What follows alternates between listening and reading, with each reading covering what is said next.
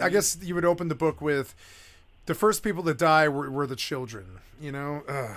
Immediately. With them then later adding, Now we have like additional industries tasked with, designed with the purpose of extracting some kind of profit out of tragedies like this. And yet we always seemingly find a reasonable market solution. And that doesn't mean that we're actually eliminating the problem. It's never about eliminating the problem. It's about trying to triage and I guess like stop the bleeding by, you know, making more money. Yeah, one man's tragedy is another man's opportunity. right, he's not alone there. Many have taken issue with people seemingly trying to profit, whether monetarily or with attention from this shooting specifically. With, I mean, just one example being that someone online actually shared what they said was the Madison Shooters Manifesto with a watermark on each PDF page. likes So I will say, Hassan. it's important to I note like that police Hassan. have still said they're not It's weird. ready to confirm whether this actually is what people are saying it is. But regardless, right, that watermark landed the original poster in a world of backlash with people saying things like, an influencer watermarking a school shooter's manifesto with their social media handle feels like an episode the writers of Black Mirror rejected because they thought it was too obvious. But while we watch the public discourse play out and we wait for more information and confirmations to come in, where I'll end this is by saying that obviously our hearts and our thoughts go out to those in Madison. But then, in huge tech and AI news, we gotta talk about VO2. Because just a week after OpenAI's release of its AI video generation model Sora, as well as it being in the middle of the company's 12 days of OpenAI, Google announces VO2, which is their AI video generation model. With many also saying there that the timing of VO2's release is an obvious effort by Google to upstage and maintain dominance over its competitor. And a big thing there is that many are saying that they're succeeding and claiming that Google's software, it absolutely blows Sora out of the water. With that, including the likes of, you know, Everyday Jane and John Doe's, as well as alleged speeding enthusiasts and tech reviewers like Marquez Brownlee, who notably here we've seen sharing some VO2 generated clips and saying, if these handpicked examples are real, they look better than anything I've gotten out of Sora. And as far as why, you know, one of the biggest criticisms against Sora so far, and it's something that MKBHD actually highlighted in his review, is that Sora seems to have issues trying to capture movement in a way that looks natural to the eye. Google, however, is claiming that VO2, they just do it better with a press release, for example, saying, VO2 brings an improved understanding of real-world physics and the nuances of human movement and expression, which helps improve its detail and realism overall. And adding, while video models often hallucinate unwanted details, extra fingers or unexpected objects, for example, VO2 produces these less frequently, making outputs more realistic. And then with that, you pair it with things like this VO2 clip of someone shuffling cards, which you can judge for yourself, and had people saying the AI tells are getting harder to spot, but they're still there. And another adding, this is actually pretty impressive. It didn't lose consistency or anything. It looked like a real person shuffling cards. But then also, besides that, it's argued that there's some other potential advantages to VO2. Right, one, it's supposedly supposed to have a better understanding of cinematic language. Like, so for instance, you can reference a specific genre of film, cinematic effect, or lens when prompting the model. With someone demonstrating this, sharing the prompt that they use to generate this clip of a car drifting through city streets. And then finally, in theory, VO2 can produce clips longer than 2 minutes with resolutions reaching up to 4K, which is 4 times the resolution and over 6 times the duration of Sora. Though I also say that as in reality right now, VO2 is currently exclusive to Google's experimental video tool, VideoFX, where videos are limited to 720p and 8 seconds long. So technically speaking, Sora sort of has the upper hand with 20-second videos at 1080p right now. And then, of course, the thing to remember, and what people have been pointing out, is that with Sora, that's been out for a week, but right now we're still seeing mostly Google's best examples. So even there, you have some saying today's VO is more impressive than the past perfect examples from Sora. But of course, as we always say with these stories, it's important to remember, this is the worst the technology will ever be again. And it does feel like everything is improving by leaps and bounds, faster and faster. And so there's really only 2 different outcomes here. One, eventually this will hit a ceiling, a wall, it can't get any better. Or it will genuinely be indecipherable from real life. And at that point, it just becomes a question of who has access to it, how much does it cost, and how much can people use it. Or the more classic barriers to entry rather than what is the technology capable of. And then from there are more of the concerns that we've kind of started to see more and more in the recent years. Right? One, whose content is being used to train these models and who are the models replacing. And then 2, what nefarious fucked up shit might they end up being used did I for? loot Whether it the... be deep fakes, misinformation, I did. harassment, and chaos. Because obviously when I see these advancements, there's one part of my brain that's like, oh, that's gonna be, I could make like a bunch of really cool like short films and fucking cool projects. But then, of course, but the then I'm other like, side of my brain, the amount of the river work. sadness that has seen the evolution of the internet over the past 2 decades, it's reminded that the worst is gonna come out of people. Every advancement is a weapon in the wrong hands, especially when the guardrails aren't there or fully thought out and everyone's just trying to do shit as fast as possible. But then, taking a quick break from the news, how many of you kicked off 2024 promising to finally turn a passion project into profit, launch a business or a lucrative side hustle or a side hobby? Because for me, I'd been wanting to launch a book club forever, and that procrastination recently ended thanks to our friends and sponsor over at Squarespace. In less than an hour, DeFranco's book club was born, and Squarespace has the tools that you need to do whatever, to create and/or showcase and/or sell content, courses, or products, physical and digital, all online. You just simply upload and customize your content with a powerful Fluid Engine editor, and you add a paywall if you want, you set the price if you want, or just leave it open. Right? It could all be about free showcasing, or you could charge a one-time fee, sell subscriptions, and if you need a starting point for any of this, they've got a ton of stunning professional templates with drag and drop editing that makes site design incredibly simple, no coding required. Squarespace, they've been a trusted partner of the PDS for years, and I can honestly say it's a breeze. We even leverage Squarespace for our very own daily newsletter, The Daily Dip, where tens of thousands of you beautiful bastards keep up with our coverage in your inboxes, take part in daily polls, giveaways, and now you can even get the PDS show notes with sources over there. Hey, kickstart your own digital space today with a free trial at squarespace.com/Phil, or scan the QR code on screen. Don't forget to use code Phil for 10% off when you're ready to launch. That's squarespace.com/Phil. But then we should talk about TikTok, because we have almost exactly 1 month until it could be banned in the United States. And with that, yesterday we saw the company ask for the Supreme Court to stop this. Because at the center of this, you have the Protecting Americans from Foreign Adversary Controlled Applications Act, which would ban the platform unless it's sold to an American company. Something that was passed by Congress and signed by Biden and is slated to go into effect on January 19th, which is the day before Donald Trump moves back into the White House. And what we've seen since it was signed by Biden is that TikTok has thrown a lot of different challenges at the wall, and yesterday it barked up SCOTUS's tree, with their filing saying the act will shutter one of America's most popular speech platforms the day before a presidential inauguration. This, in turn, will silence the speech of applicants and the many Americans who use the platform to communicate about politics, commerce, arts, and other matters of public concern. That is very true. That small businesses and other people who make a living on the app will suffer monetary harm. And so they're asking the court to block the law by January 6th, and further arguing that Donald Trump and his incoming administration, that they have expressed some support for the app. On that note, Trump did previously say that he would save the app, and he also met with the CEO of TikTok yesterday at Mar-a-Lago. Trump speaking to reporters yesterday, where he then partially credited TikTok for his victory in November. We'll take a look at TikTok. I have a warm spot in my heart for TikTok. TikTok had an impact, and so we're taking a look at it. Though then notably, Trump declined to further say what he was looking at or planning to do on that front. But then all of this is also coming as creators and users of the app are kind of hitting an oh shit realization that a ban might actually come to fruition in just a few weeks. In there, while the ban wouldn't remove the app for those who've already downloaded it or geo-block, it would force companies to take it off app stores and prevent it from being updated, with the belief being that without updates, it would eventually become too buggy to work. And so while the looming threat of a TikTok ban has existed on and off for a few years, users now are really starting to take it seriously, which is why, if you scroll through the app, you're seeing tons of people commenting on their favorite creators' videos, wondering how they can still find them if it gets banned in January. But then tons of creators trying to get people to find them on YouTube and Instagram, trying to sort of preemptively move their following there. But then also you have others fearing that it's just not going to be the same, that without the TikTok algorithm, that everything that they've built could just be turned to dust, which is a very valid concern. There are going to be some winners and losers regarding trying to migrate your audience to different platforms. That is the ultimate test of if you have people that kind of follow your content or they're legit fans.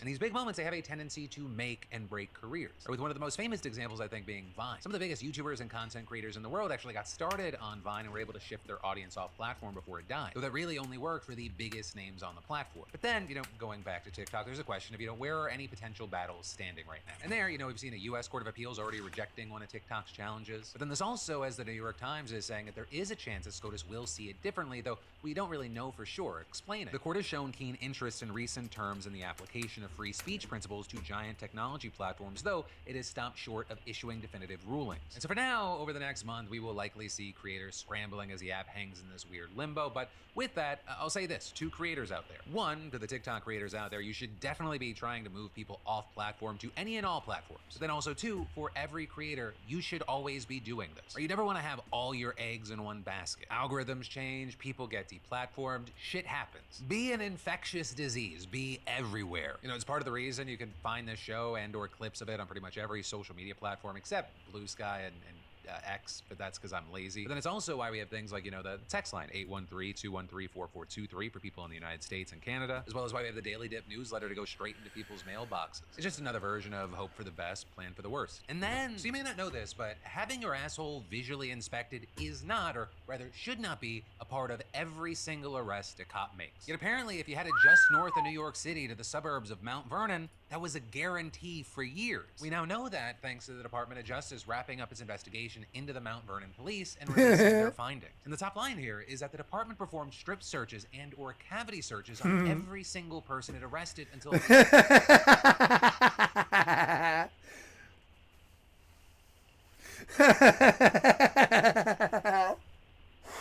Oh, I love cops. Yeah, the cops are totally awesome.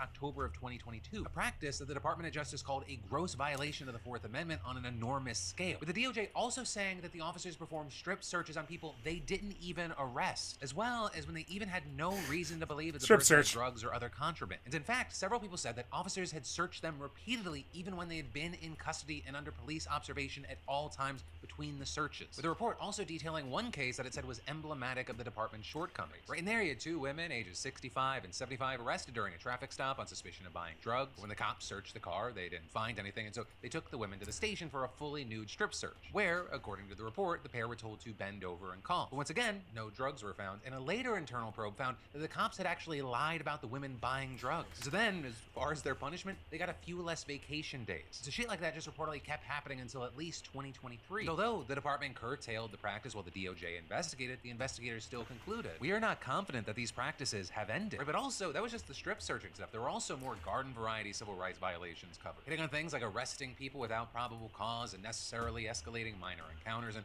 overusing tasers and close-fisted strikes. But apparently, that last one happening to people who had already been taken to the ground, were controlled by many officers, or were already restrained. Now, with all this, right, going to the other side, in response to this, we've seen the city so far seeming relatively receptive to working with the DOJ on reforms, with, for example, Mount Vernon's mayor saying in a statement, "We have never run from this issue. We wholeheartedly support our good officers and at the same time will not tolerate and will punish." It's kind of funny. They deal with drugs so badly in the upstate New York, really badly. Like all those city boys, they brought all their heroin up north to the fucking country boys. It's fucking terrible. I know, because a couple of them used to be my friends. They were in my horde guild. They got into heroin pretty bad and disappeared off WoW. I miss those boys pretty bad. They Sleeps a Lot, and I forget the name of the other guy. I can't remember, but Sleeps a Lot stood out. And Sleeps a Lot was fresh out of the army, and they had both joined the army because they come from a very poor small town in upstate New York. And they both joined the army, and they were both fresh out of the army. They had been in for 3 years, and they were off on furlough, and they were playing WoW with us. And those kids, they just straight disappeared on us, both of them. They just ended up doing heroin in their small town and disappearing. At least that's what we heard from another friend of ours. And it's, sort of sad. And that was my impression of upstate New York now, is it's sort of gotten kind of to the point where even the good boys who serve, who serve and stuff like that are turning into junkies now. And so the cops up there, they deal with the worst of the New York junkies who know all of the inner city tricks and all the things to get around cops and all the things that they can do to get away. And so they know that a junkie will shove a fucking gram of meth up their fucking ass or whatever. They don't care, because they know that the cop won't look, and but they don't like being embarrassed by junkies because it makes them seem weak. So they just, when they realize sooner or later some junkie tells them that they all hide it up their fucking ass, and they realize that that's how they're getting away, they start checking people's asses. It kind of sucks, but they do. If they suspect you for drugs, they'll check your ass. They've never done it to me, but I don't get busted. I mean, I've been busted for drugs a bunch of times, but like never the kind of drug weight that would ever necessitate like a strip search or anything like that. It was always under a gram kind of thing. Unconstitutional. So when it was weed, it was a bit more. I got busted once with I think it was like 2 quarters. Yeah, it was like half an ounce of weed one time. I was trying to sell it to get a ticket for a rave. Policing. And to their credit, the police have taken some steps since the probe first opened. Like, for example, working to equip all officers with body cameras and less lethal weapons, as well as revising their policy on strip searches and offering training on the practice. But again, some say that it's also doubtful whether a few immediate policy changes can fix the deeper rot at the department. Or because this report notes that it suffers from financial financial mismanagement, which makes all the other issues worse. Right? So, for example, if you can't pay good salaries, you can't attract and retain quality officers. And this, on top of it making it much harder to train staff and pay bills. And this also, as it's important to remember, this is just one of about a dozen investigations into police agencies across the country happening right now. And then we need to talk about Donald Trump wanting to privatize the U.S. Postal Service. Because since Donald Trump won the election, there's been speculation about whether he might try to take the USPS private. And yesterday, he publicly confirmed that this is on the table. Well, there is talk about the Postal Service being taken private. You do know that. Not the worst idea I've ever heard. You do know that. It really isn't. You know, it's a lot different today with Amazon and UPS and FedEx and all the things that you didn't have.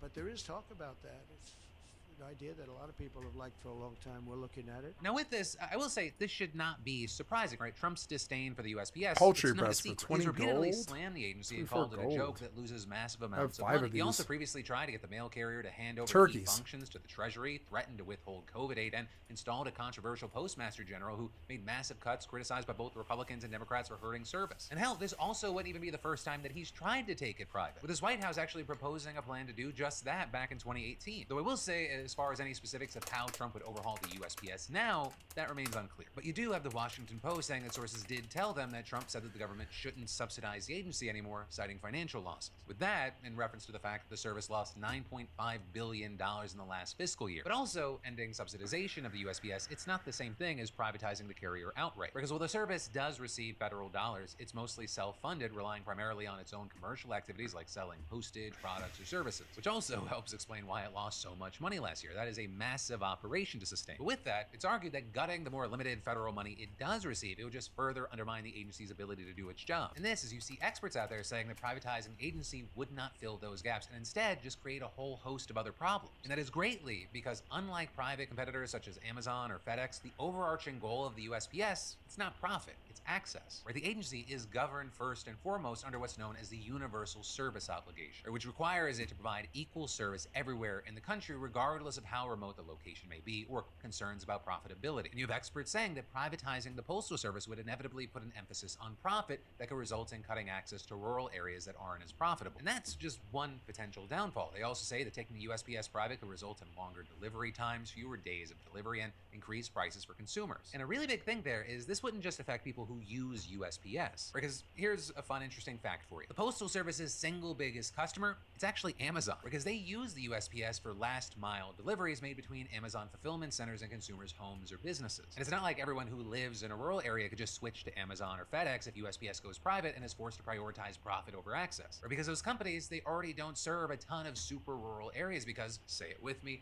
they are not profitable and profit is king. Okay, I Which is why we're can. seeing experts saying taking the USPS private, it would completely upend the trillion-dollar e-commerce industry and disproportionately impact small businesses and rural consumers who rely on the service. And then in addition to totally fucking up consumer shipping and business supply chains across the country, Good. experts are saying that privatizing the nation's mail carrier could cost hundreds of thousands of federal jobs. But we'll have to wait to see if this happens or if it's doomed on arrival. Right? And that, because in part any attempt to privatize the USPS or even just ending its universal service obligation would likely require an act of Congress. But then also, I'm just fascinated to see how all this would play out. Right? And that is in part because the people who would be most affected by this, you understand, everyone would be impacted, would be those who live in rural districts who vote for Republicans at a higher margin. But of course, that requires us getting to the finding out part after fucking around. And currently, it is unclear if Trump could get enough support to actually do this, especially because his previous attempt in 2018 broadly failed to gain traction. But new times, new Congress, new vibes, especially because there are still other ways that he could gut the agency without taking it private or needing the consent of Congress. Right? He could cut off the agency's access to loans from the Treasury Department, which is something that the administration attempted doing during the first term. Beyond that, people who will work on the Department of Government Efficiency panel led by Elon Musk and Vivek Ramaswamy, they've also reportedly been having conversations about major changes to the Postal Service. With this also saying Musk voicing support for privatization on X. But again, this is any proposed cuts the Doge Commission recommends would likely have to be approved by Congress. But we'll see what happens. January 20th is just around the corner.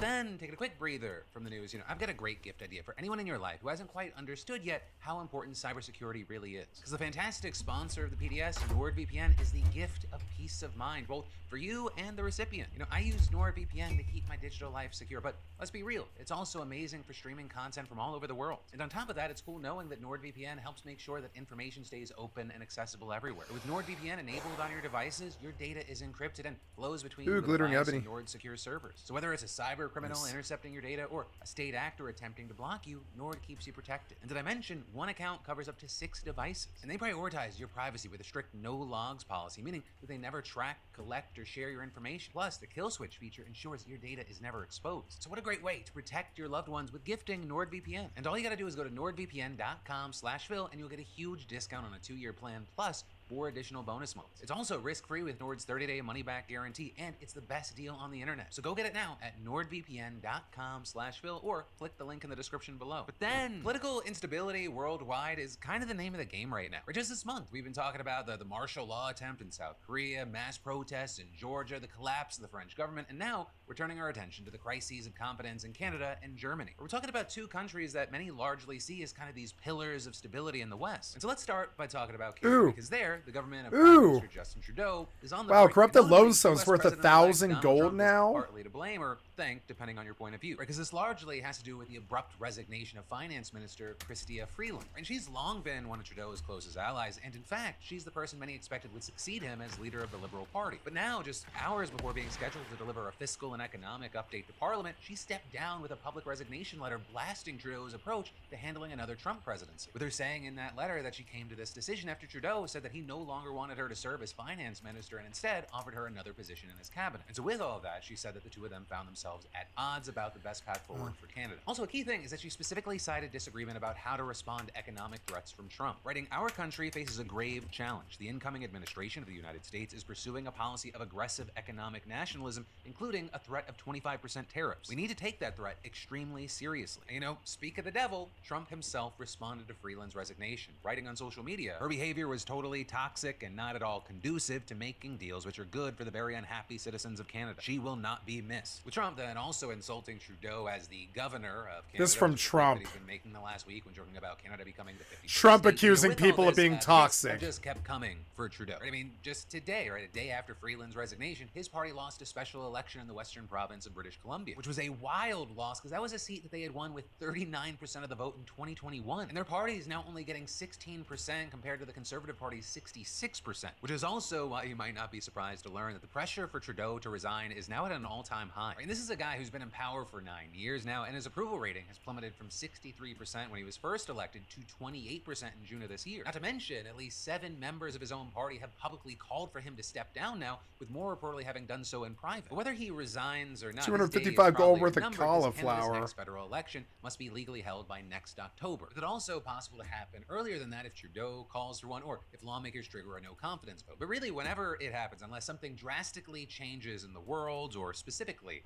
in Canada, it's believed by many that it won't be enough time for Trudeau to recover. But then on that note, 75 it's time gold to for talk those, about huh? Germany, because there, Trudeau may be getting something like a sneak peek of his own future. There's now seeing Chancellor Olaf Scholz losing a vote of confidence in Parliament, which means that Germany will hold new federal elections in early 2025, likely in late February. So we're talking about 7 months earlier than originally planned. And with that, a key thing here is that Scholz himself called for the vote. Right? And that's because his governing coalition collapsed last month when the Free Democrats Party withdrew, leaving Scholz's Social Democratic Party in a minority government with the Green Party. And after that, the political pressure on him to call for the vote became overwhelming. Right? And if he had waited longer, it's expected that his party would have actually done worse in the upcoming election. But in the meantime, while obviously you have people concerned in Germany about the instability and uncertainty, the impact of all this, it's much bigger, right? Especially when you consider that this is not like an isolated thing, right? It's happening just weeks after the French government fell apart, with a new prime minister there being named only days ago, and the situation's still fragile, right? And this is Germany and France are the most influential countries in the EU, and these domestic political crises, they're just exacerbating a crisis of leadership at the European level. I mean, this is happening at a time where, 1, there's all sorts of economic challenges that the continent's facing, and 2, the war in Ukraine's really reached a pivotal moment, especially with Trump set to take office in the United States. And now Germany, which is Europe's largest economy, it's going to be in the hands of a caretaker government that can't really make major policy decisions. You know, for now, we're going to have to wait to see what all happens, what this means over the next couple of months, and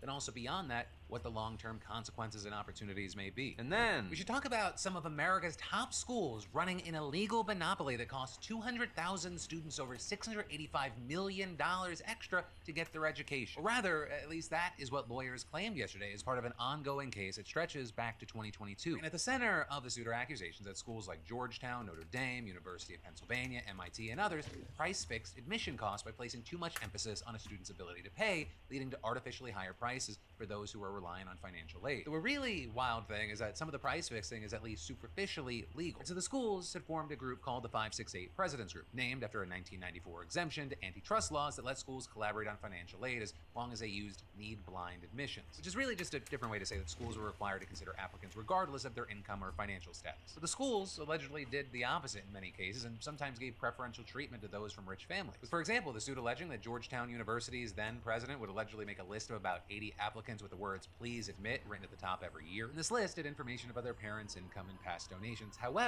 it would often lack their transcript or anything else you'd normally associate with applying to a college. With the suit saying similar things also happened at MIT and Notre Dame, with it pointing to a pattern of considering income when admitting students in direct violation of the law. In the schools considering income, that is a major deal for this lawsuit because if they did, then they automatically don't qualify for the antitrust exemption on financial aid pricing and would be super screwed. So again, it said that the ability to pay more for a school up front was a major factor in who was admitted to a school, raised the prices, and caused those on financial aid to pay more out of pocket themselves. So in the end, this allegedly made the schools cost that $685 million extra for low and middle income students who claim that they should have been given more aid. You know, with this, it's not shocking that a big motivation for considering how much a student's family had was the hope that that would lead to more endowments. Reportedly, there's evidence that it may have worked as the endowments these schools got from 2003 to 2022, they skyrocketed to over $220 billion. And seemingly, this case has some legs as the plaintiffs have had some success so far with this suit. Initially, 16 schools were part of the lawsuit before a 17th was added, but 10 of the schools have since settled to the tune of $284 million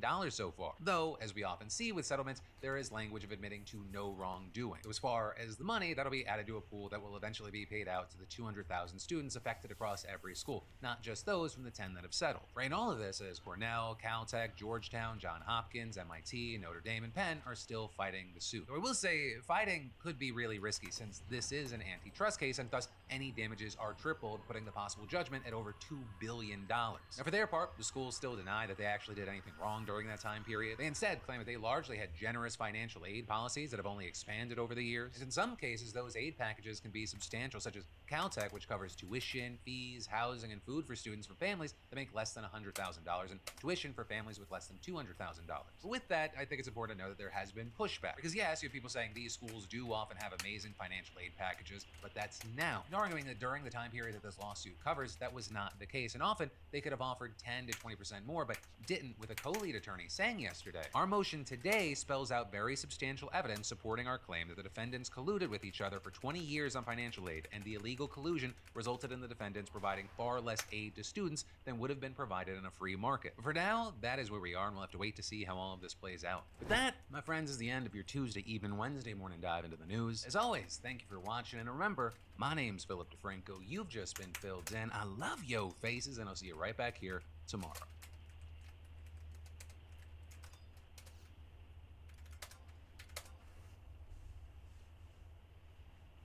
Sup, you beautiful.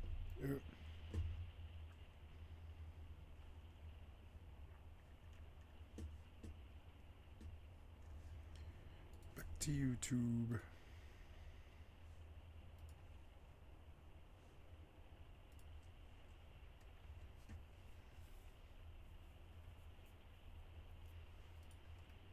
Yo, what's going on, guys? Mush back at it with another video here to go over the early Steam winter sale game deals.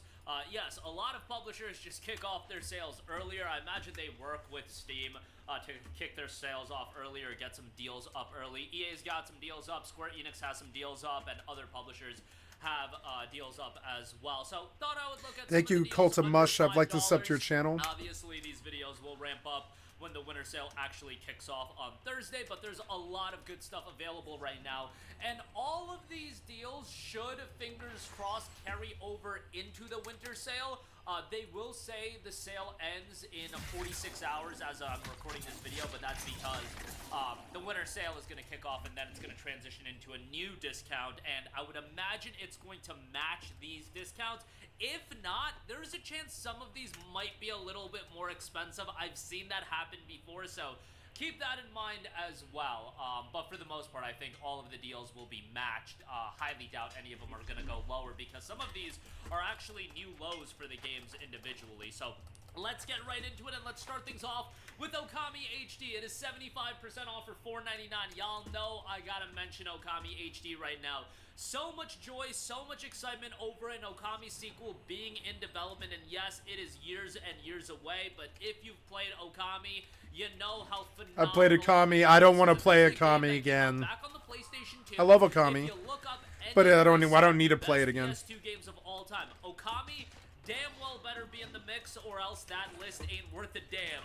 Because Okami is generally, I think if you talk to most people, among the top 10 at the very least. Some people are going to have it in the top 5, top 3, and if you want to say it's number 1, I don't think that's too big of a stretch. It's usually Okami, MGS3, and Shadow of the Colossus, I feel, are the 3 best. But that's my opinion. Your guys' opinion might vary, but the game is awesome. And the thing is, while the game is a PS2 era game, it is an HD update, and on top of that, this is a game that really shined based on its art direction rather than pushing the boundary technically, so it still looks great. $4.99, awesome deal. Buy it, celebrate the announcement of Okami, the sequel. It's not called Okami 2 yet, but you get the idea. Probably will be out in 2028 or 2029, but hey, it's just cool to see that game finally get revealed to be in development. Next up, we got Dying Light, 80% off for $3.99. They do have the Enhanced Edition on sale for $9, but the base game for $3.99 is great. This is an awesome open-world action title. Parkour elements are great. Story's pretty decent, and the gameplay is a lot of fun. No, it isn't. Runs very No, I'm just well on kidding. Steam Deck. I It mean, is a good game. This is a title that they got running on the Nintendo Switch. They gave this game I mean, away for free on Epic like last year. Saber Interactive did the port on that, but I think they yeah, they did the second one too. fantastic. Most people like it better than Dying Light 2. I am in that camp as well, but I like Dying Light 2 as well. Not like I think Dying Light 2 is a bad game or whatsoever. Dying Light 1 is just really, really good. $4 for that, no-brainer there. Assassin's Creed Unity, 85% off for $4.49. Quite possibly, when it came out, the worst PC port of all time. We got this game and Batman Arkham Knight in the span of like 6 months was like vomit-inducing, but Assassin's Creed Unity at this point has gotten a lot of updates, and I gotta go back and give it another playthrough because I played it when it initially came out, and it was a train wreck. A lot of people have been hounding at me to give Unity another shot, and Unity actually ended up being one of those cult favorite Assassin's Creed games where a lot of people really did enjoy it. I would say that Unity ultimately lead to the downfall of this fuck kind of, fuck Assassin's Creed. Unity came out and Unity, I'll tell you this, I've said this on my stream so many times, I'm going to say it again. Assassin's Creed is for bads who grew up on console games who don't know what WoW Rogue is. And if you didn't play WoW Rogue, then yeah, go play Assassin's Creed, greatest game ever. If you know what a WoW Rogue is, you won't be able to play Assassin's Creed. Assassin's Creed sucks. It's the truth. Metal Gear Solid was superior to Metal Gear Solid 2 was superior to any of the Assassin's Creed games in every way. I don't like Assassin's Creed. Not doing raids. Crow's Nest Lighthouse. I'm not going to take the PvP quest today, I don't think. Winter Conveyance. If I go to these, do I get credit? Oh, I've not been to that one, huh? Okay. Well, let's go to them, I guess. Let's go to all the Winter Conveyance stuff. I suppose I could get, like, some of the cool stuff they have for sale in the Christmas store. Oh, I've been meaning to go look at, Horizon Wiki.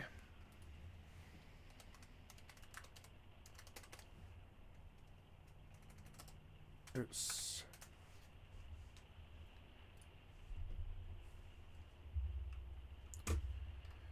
Okay, so welcome to the Horizon Wiki, editing Horizon Wiki, about Horizon Wiki. I'm looking for character modules, contributor words to the end of 24.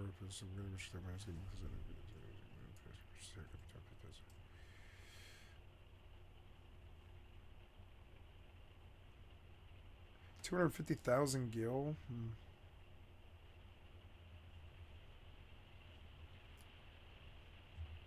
Scavenger hut.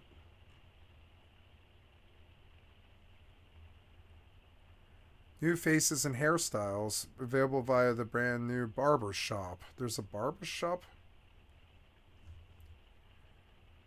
December 17th, we got a barber shop. Players able to obtain one free face change by currently undiscovered. Speaking to their nearest shady dealer in the barber shop, barber shop, players can change their face type and hairstyle. Well, that's cool. Okay, well, that's good to know. I'm glad I looked. I had no idea. I would have not known that.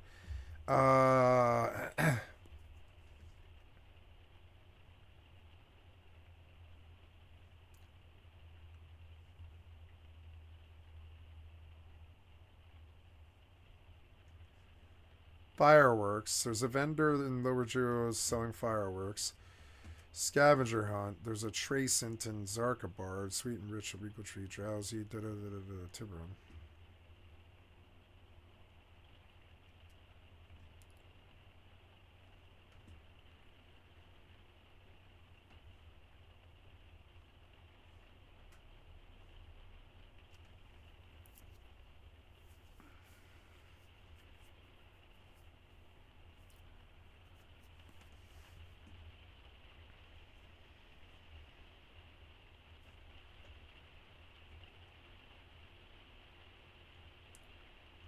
I don't understand this.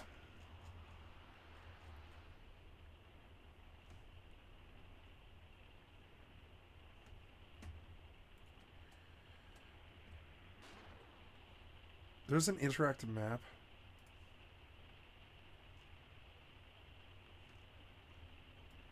Oh, wow. Yeah, Horizon really does want to do 11 justice, but I guess they're not doing the expansion this month, which is annoying.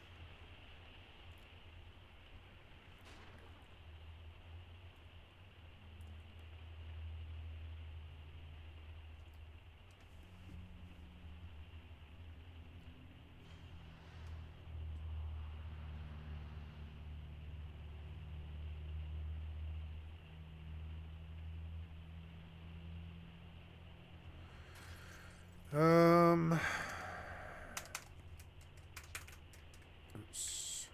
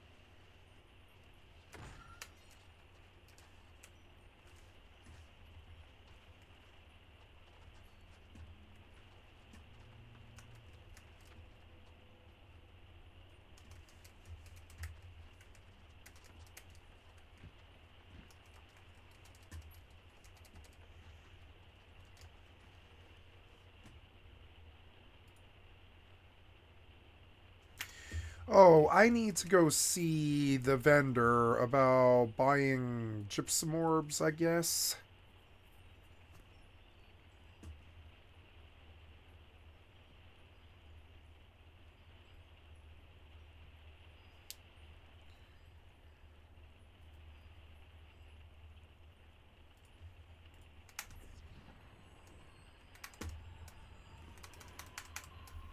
Good, I made it. Nice.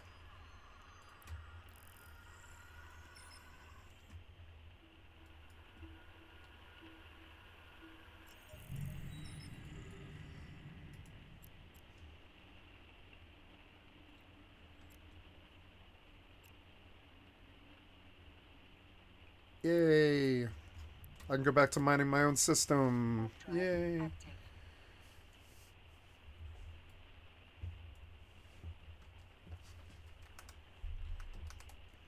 Oh. Yeah, like I wonder what the Rust celebration like holiday event is. Let's see let's see if they changed anything about it so I'm not missing out on anything.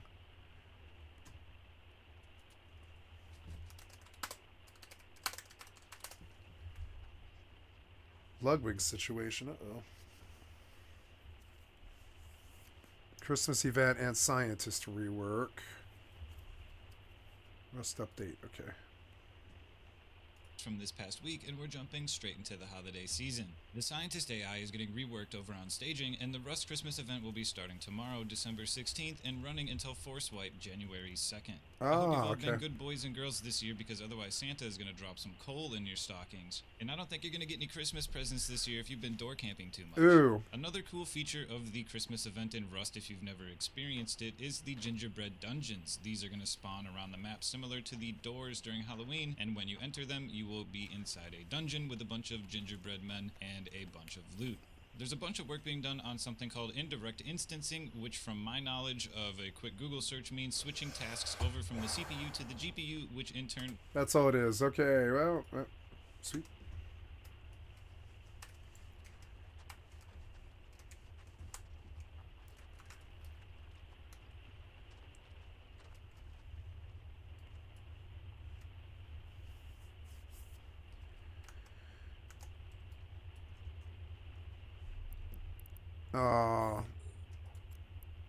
Looks like somebody already hit this, like all day.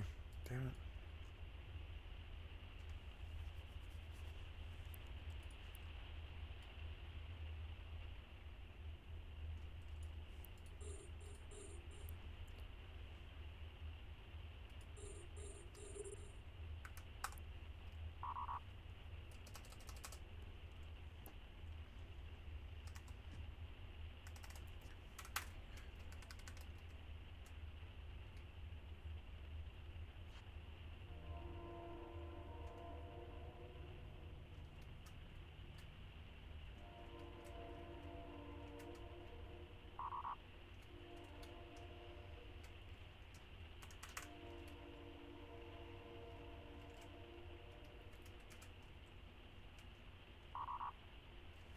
Oops.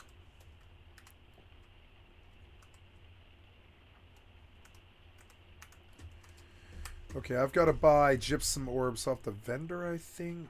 Or, I don't know. I have some gypsum orbs. I just don't know how much.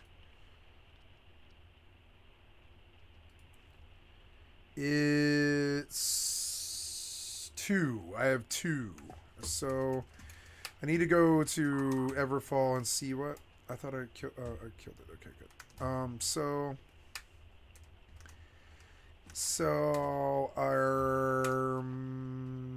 I guess I go see the vendor and I buy gypsum orbs with the tokens that I have. Now that I've maxed out the PvP, or not yet the PvP, but the syndicate line. And gypsum orbs are cheap. We can see. Buy now. Buy now. Buy now. Okay, we see that this is a little bit better than it was.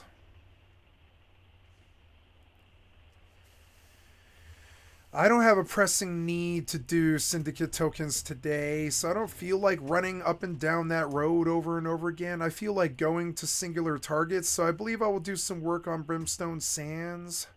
It appears that Forever Winter is in Brim, so let's go see if people are actually fighting it.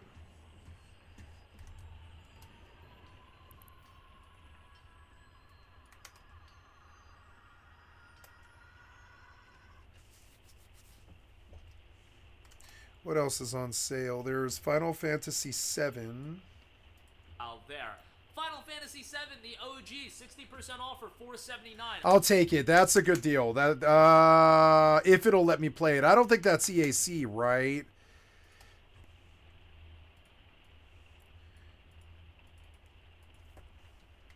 Is Final Fantasy VII on Steam EAC?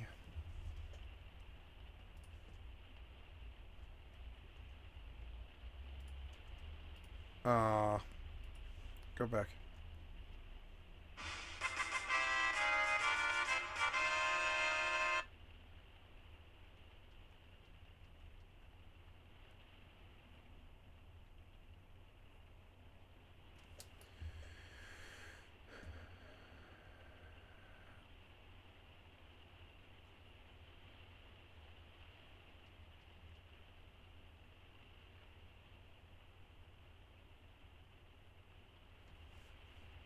Give me a minute, so.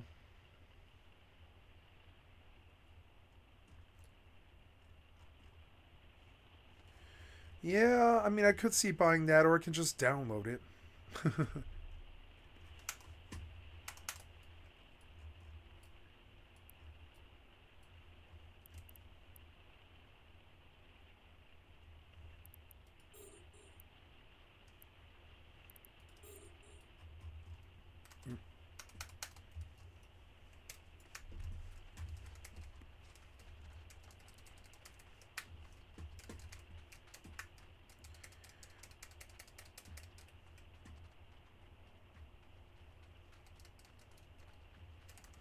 Can I launch Kanga with New World Open? I don't think you'll let me, but I'm going to try. Because I've seen EAC have holes before. I don't think you'll let me, though.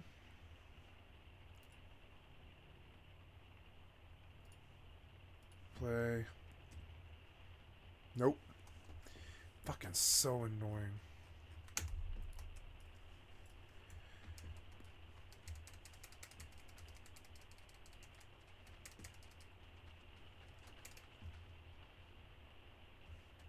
Automation might make Nightingale really fucking good. Because if the people go out and do all the work, you can just build.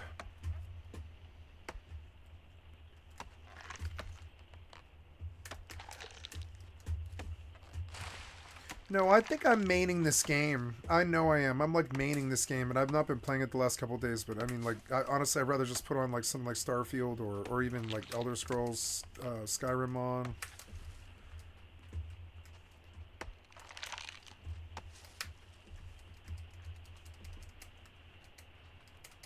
It's faster to skip through all the Mage Line story if you don't listen to the dialogue.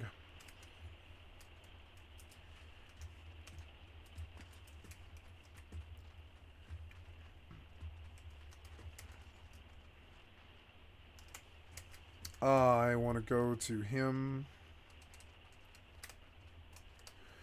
and or her, excuse me. No expedition. Drop the Ennead. New mission will be available soon. Enemy attack, seize PvP, stabilize, and enemy reconnaissance. The chance of anybody doing these is even lower than the one down there, so I'm just gonna run these. As you can see, it's like a line all the way across the desert over to there, but I mean, there's teleportals all over that line, so it's really not that bad. We'll go to position A first, which is like here, then here, then here, then I'll hold the banks for 30 seconds, then I'll take the fort, and then I'll do the boxes, and then I'll run back over this water through to here, Yeah. Well, I don't know. Like, yeah, or well, I don't know. Like, think the overall road. Actually, I believe the from here I would go over this bridge. Yeah, I'm gonna go to this bridge. So we're going to. This is probably where I leave the marker, so I remember where I want to do my entry. But yeah, we run west across the desert, and audio, movie, UI, sound effects.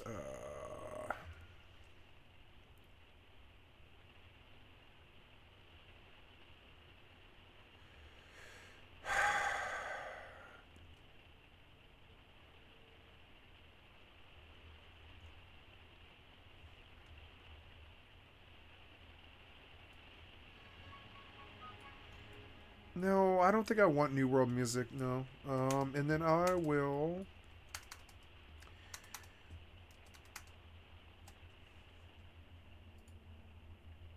Can't get them a road to Yellow Wall.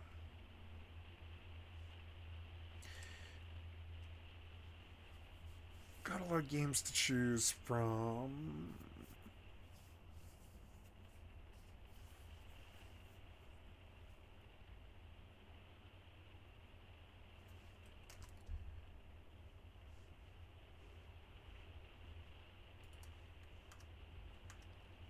Okay, let's run west. Oh, they beat the boss before I got there. Oh, really?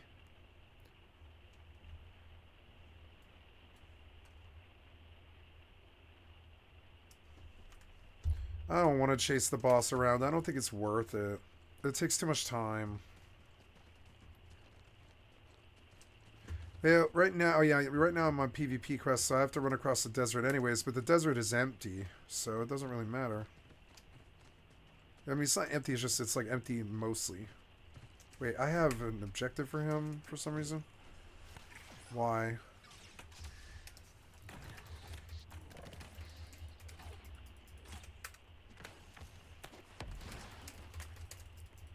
These mobs are not a lot nicer to fight.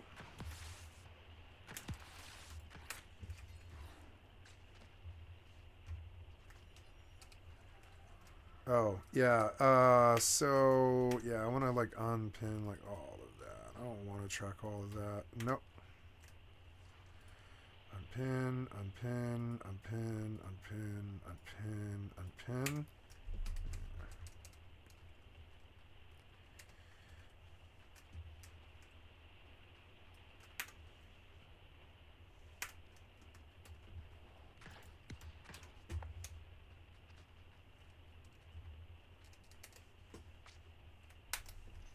What else? I always say that the original Final Fantasy VII still Mass Effect relevant, Legendary 79 Edition. cents. Original Mass Effect 1 is 480. That's probably their best game. Ugh. Over. Star Wars Jedi Fallen Order is $3.99. Star Wars Jedi I Fallen haven't Order. played it in a long time, but it seems like people are enjoying it. Recent Battlefield 2042 is not Could get in on Battlefield finally for $5, but I don't want to play Battlefield. It's sort of against, like, sort of... Dragon Age Origins and Dragon Age 2, again, from BioWare of yesteryear. And think about this, they put out the Mass Effect games 2 years apart from one another, while also dropping the Dragon Age games in between that. BioWare was insane back in the day, but Dragon Age Origins, $449 on this. Dragon Age 2, $449 as well. Now, neither of these games have controller support, which is a bummer. Dragon Age Origins was a game that it was pretty much designed for PC, and then it got restructured for a console release. So, yeah, no controller support on that. Dragon Age 2, it's a little bit of a bummer because Dragon Age 2 is more of an action-y game, so, you know, a little bit of a bummer that doesn't have controller support. I really enjoyed both of those games. I like Dragon Age 2 as well. I know people were divisive on it, but I had a good time with Dragon Age 2. But Origins, obviously, was tremendous. And the Ultimate Edition has the Awakening expansion. Good stuff there. Resident Evil Revelations, 75% off for $4.99.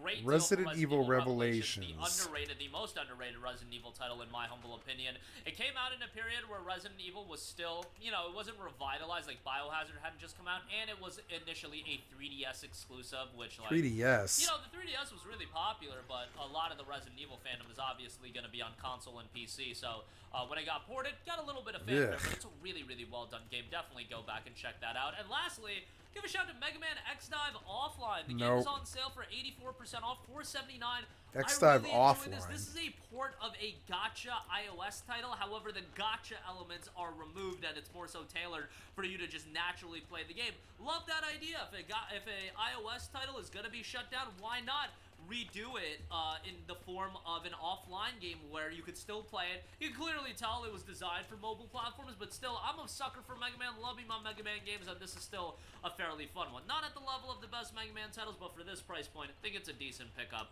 all things considered. But that's going to do it for me. Some early winter sale game deals. Check them out. Links in the description box. Yeah, I want to buy Final Fantasy VII, but the problem is it EAC?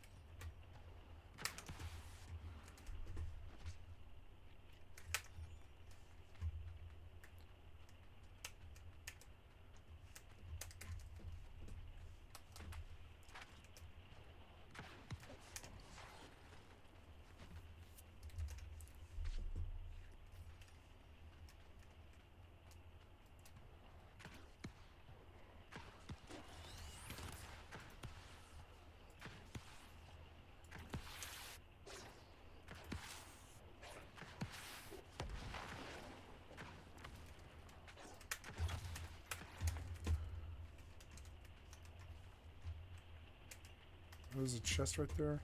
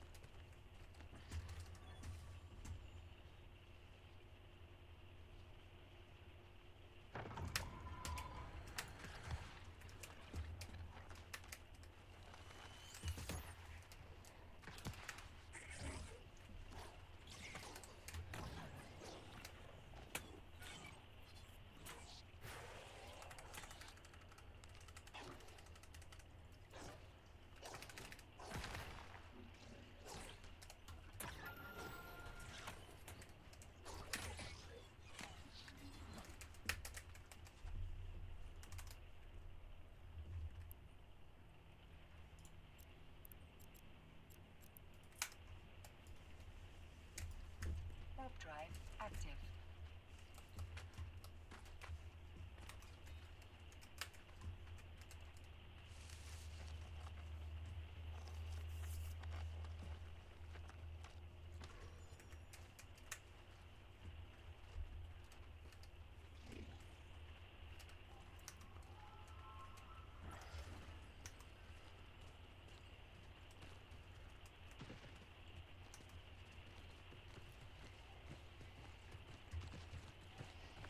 Docking request accepted.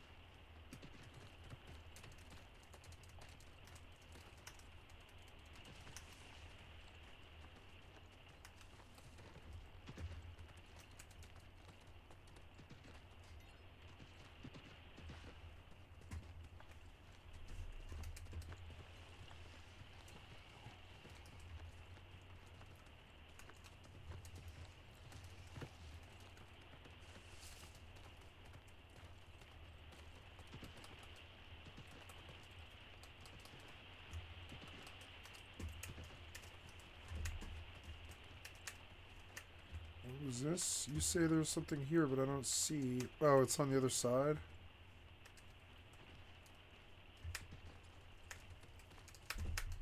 I don't see anything.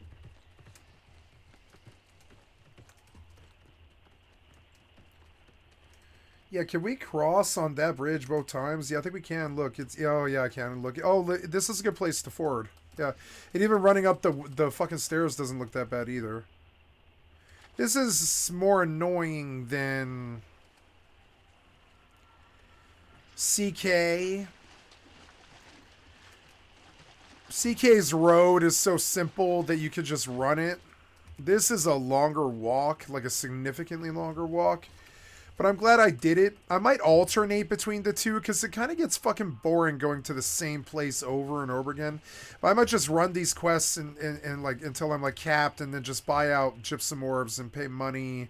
That getting money is my real goal. I need about 200,000 gold or something to buy all of the trophies and all of the houses. All of the houses are 60 more K. The trophies are all like 25K a piece each house, so that's 75K. Like, so I need 130K more just to do the house goal. And so, and I just kind of want to like mindlessly grind my way through that and not think very much. And this is the perfect game for it, where I can just like, you know, teach myself and learn more.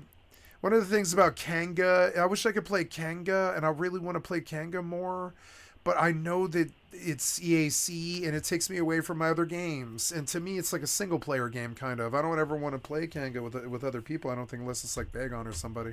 So it's like weird, like, you know, I know that's a single player game and I want to play Kanga, but I know that it's EAC on GeForce Now.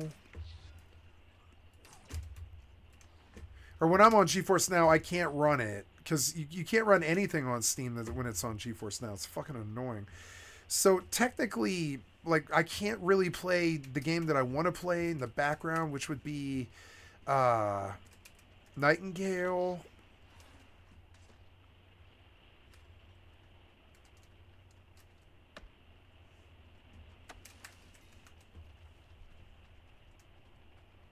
Oh, Banks of Osiris. Okay.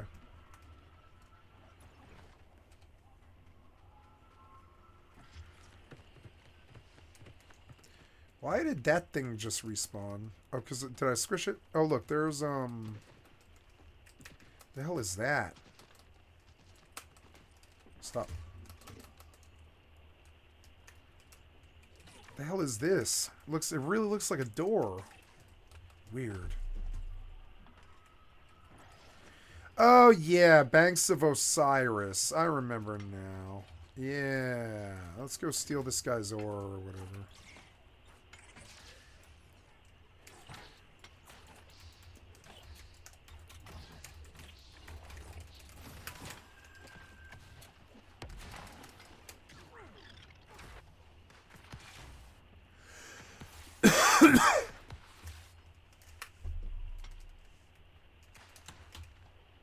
Gift pig.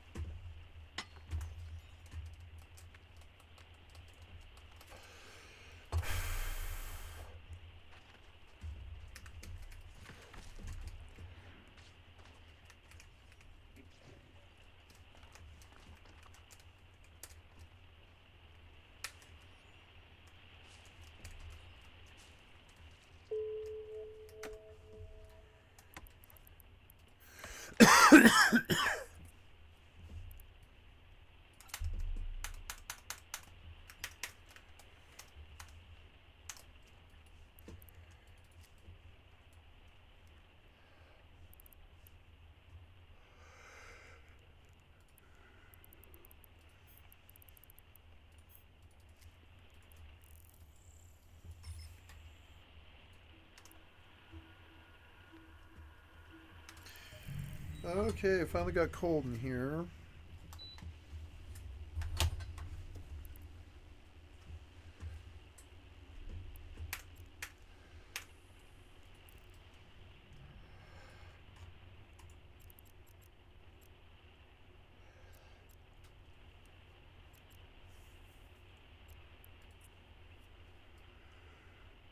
Warp drive active.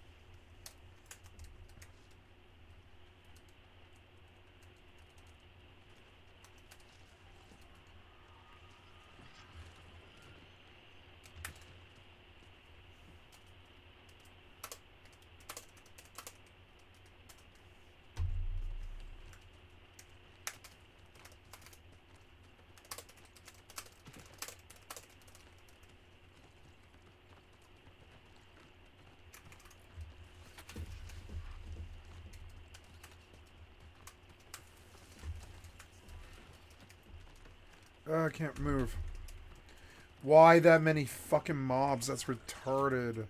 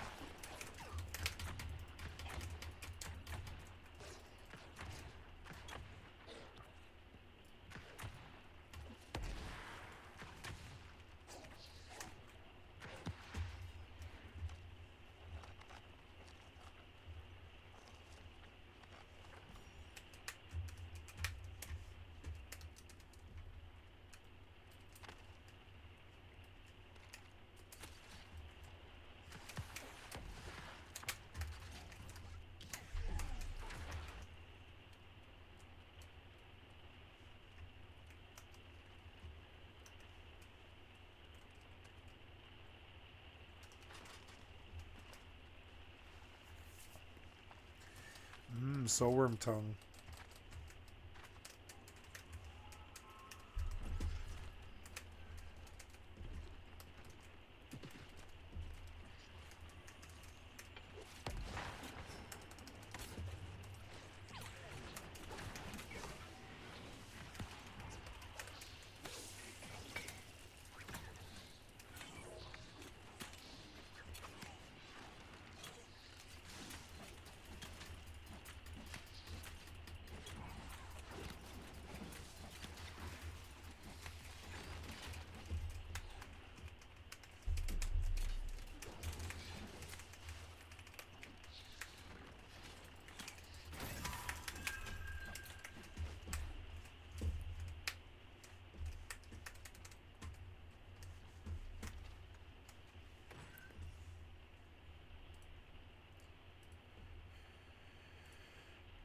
Check something.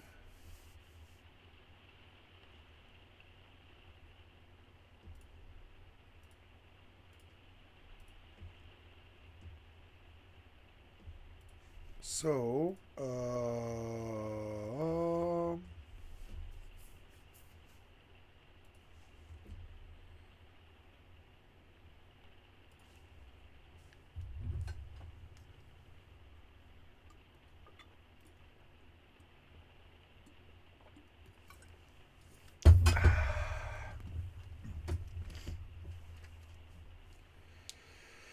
I am seeking.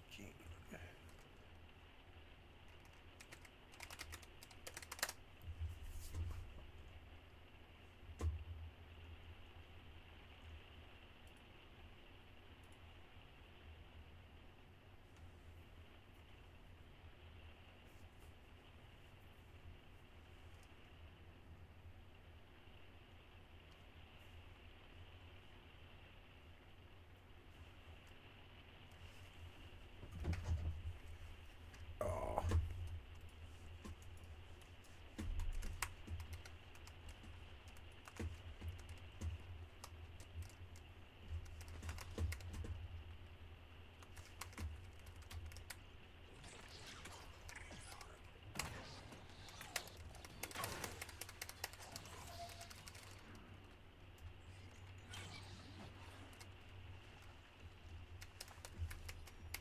You bite my dust.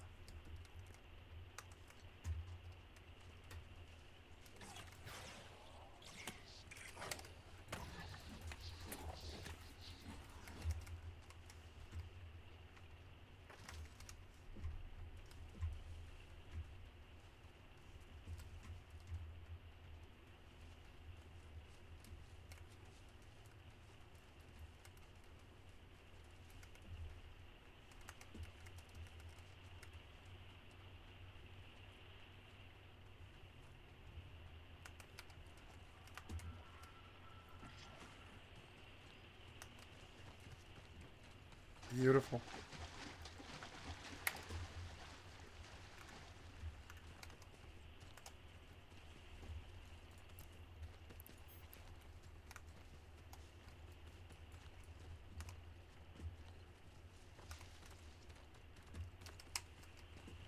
CK is way faster. I'm not going to do this one again, but it will be nice credit. Or, well, you know, actually, I guess it makes sense to never repeat the same zone because they never pay you that well the second time you do one. So I guess this is the second run. I'll do CK next. That's the strategy, is to go to each zone, run CK, Reek Water, Brimstone, and what's the other one? This one, Northeast. Eden Grove. Yeah, Eden Grove and Reek Water, and Elysian's probably good to do too. Probably do Elysian as well. I should do CK, Elysium, Brim, or yeah, CK, Elysian. What's the other one? Yeah, the order doesn't really matter.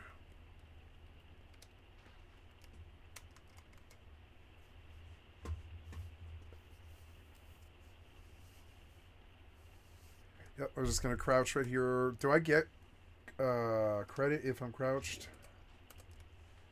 No, I don't think so. Defend the control point. Yeah. Oh, no, we own this. Wait, no, we own this, so I can't get credit doing this. Oh, so now I just... Okay, defeat Primus Galba.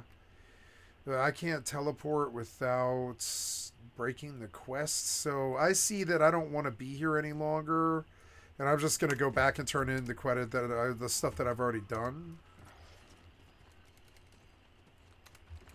The way I came, because like, I'd rather just get credit and leave, because this was a big waste of time. He's 3 away from Merc. I'll join them when they do mines.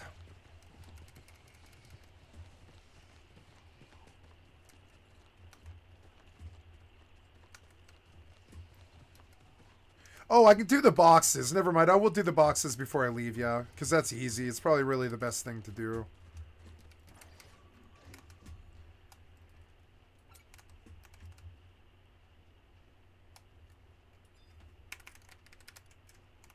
I hate the EAC thing. It's fucking annoying.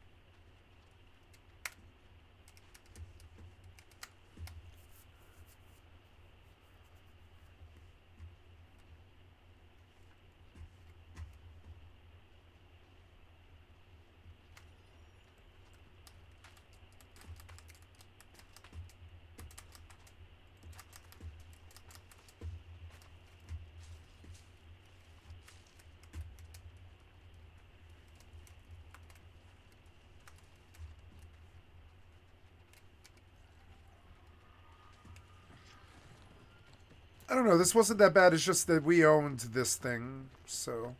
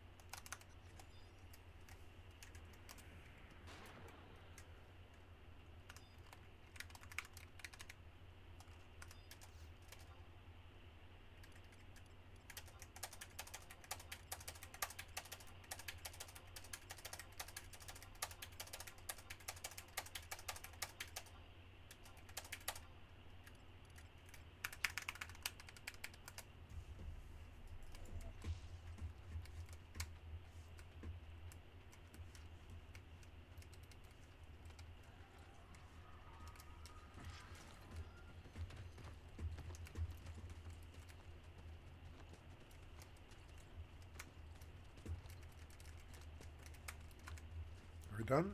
Yeah, we're done. Okay, so... Now, I gotta go cut east.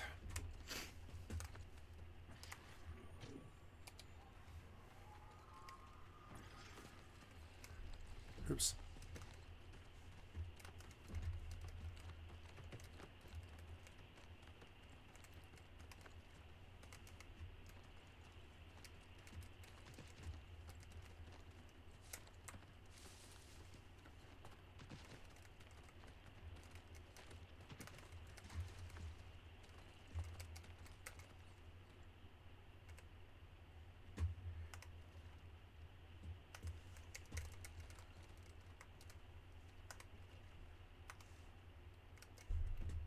I don't see a chest.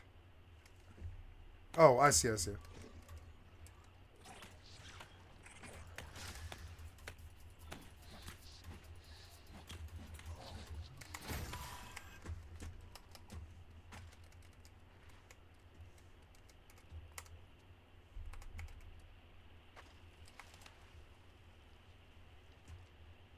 I love doing this. I saw some player doing this after like a year, and I was like, yeah, why not just stand on the chest? So much easier. Fuck that. Get up. Get up. Get up. Get up out of it. Yep, out. Nope, don't fall. Just get up on... Oh, you make you get off. Oh, alright, fine. Get up. Get up. Oh. Did I die? I'm full.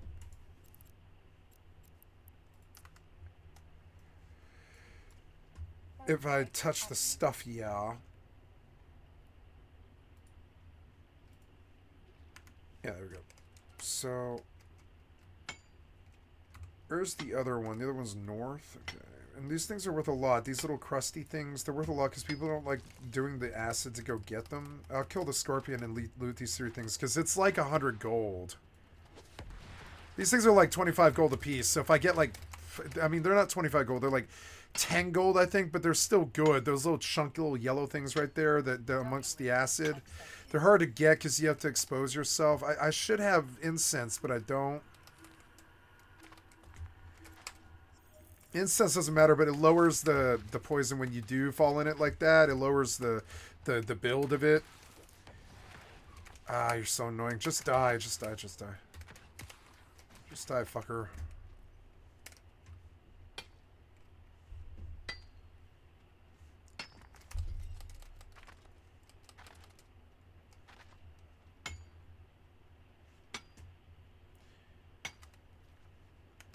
I went away from the chest, but I mean, these things are worth a lot. The brimstone. Yeah, the sulfur chunk. They're worth like 15 gold a piece. So if I pull like 80 of them, that's like 200 gold. That's not that bad.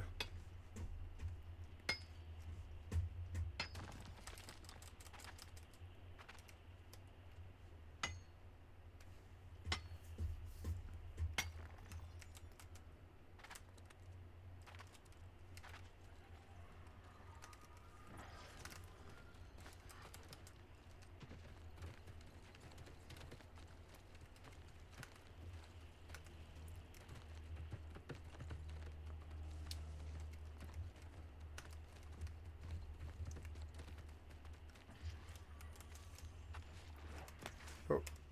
I mean, I'll just open it if it'll let me. No, I didn't think so. God damn it, just die. Die, fucker.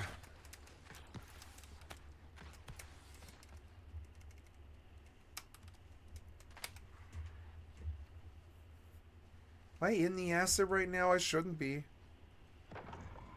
Get out of it. Just let it tick out. It's fine. Oh, wait. Oh, no. Get out. Ah! Get out of it.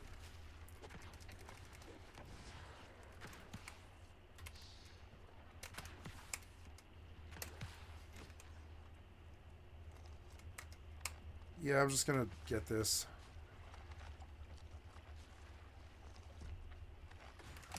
Oh, I got it, though. I got it. I don't care about dying because there's no penalty. As long as I get the loot, I really don't care. I don't care. I got the loot. That's enough. That's enough for me. Yeah, because there's literally no durability, so it really doesn't matter. It does not matter. Oh, I lost the PvP quest, though. I think. Yeah, I lost the 2 PvP quests, which was hold. But I mean, I could just go get those again, I guess. I didn't really intend on dying. I just, you know, the poison's a hard mechanic. It's kind of annoying to get around. Here's just a chest on the cliffs, which is cool. I think. I don't know. Like, oh no, it's up there, is it? A little bit of a climbing puzzle.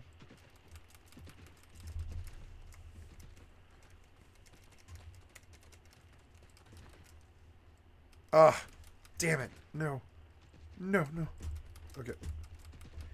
I can't reach this fucking puzzle, or this chest. Yeah, this chest seems to be like a mystery chest.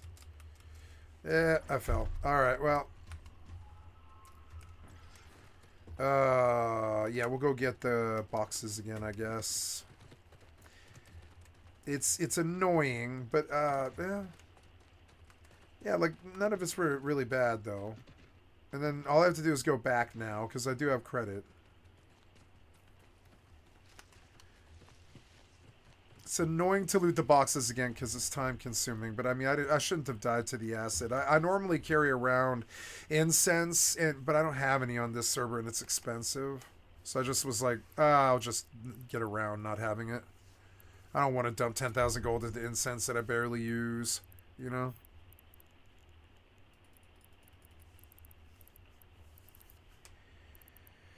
Compress. Nice, we're halfway to a monthly fee here. And it's happening slowly, but I mean, there's not like there's anything going on. Like, the combat's fucking boring. I don't want to do Eve.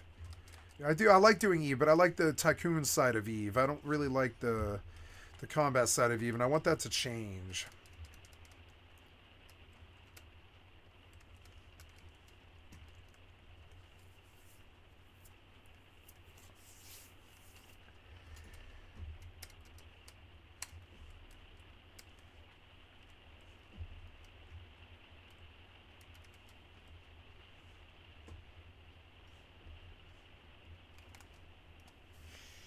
Gonna blow my nose.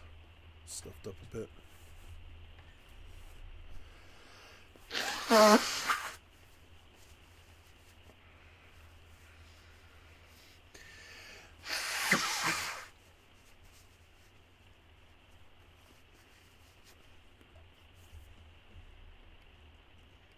Let's look at Pyro Live. I started a company called Off-Brand. Unfortunately, yesterday we had to announce that we were closing down the production side of Off-Brand. The cost mounted quite quickly. It got to a basically unsustainable point. But that's not actually true. This is a really sad video to cover, so I thought as a comfort animal, I would bring back my rabbit. I'm going to try very sure to make sure that he doesn't actually jump out my hands. He is shaking a little bit. But it's been a really sad day in the world of Ludwig, the streamer. That's because he's mentioned recently he's had to lay off several of his employees and also shut down part of his creator-focused agency, Off-Brand, which is really sad. That's why I've got the rabbit here. Oh, baby. I've just realized having an animal that's hunted by big birds off the ground in my arms probably isn't the safest idea, so I'm going to hand him back now. But just so you guys know, Blue, the rabbit, is somehow still alive and doing really well. I'm covered in rabbit hairs, by the way. I got to change. So it has been a weird time for streamers at the minute. A good example is with Ludwig. His YouTube contract actually recently expired. Now, Ludwig is someone that I personally have never interacted with before. I've watched some of his content. I think his streams are entertaining. Me too. I'll be honest, I can only think of a few memorable interactions that we've had. A good example is when he reacted to my video years and years ago, talking about me leaving Twitch because someone at Twitch didn't like me very much and basically denied me getting partner. And he basically summarized that, yeah, someone probably hates you on the website. They said that I didn't disclose that my partner application had been denied because it wasn't denied. I was still waiting indefinitely for any kind of reply from Twitch. If you get denied partner, you are allowed to reapply. That is in your clause. I actually just think someone at Twitch hates him.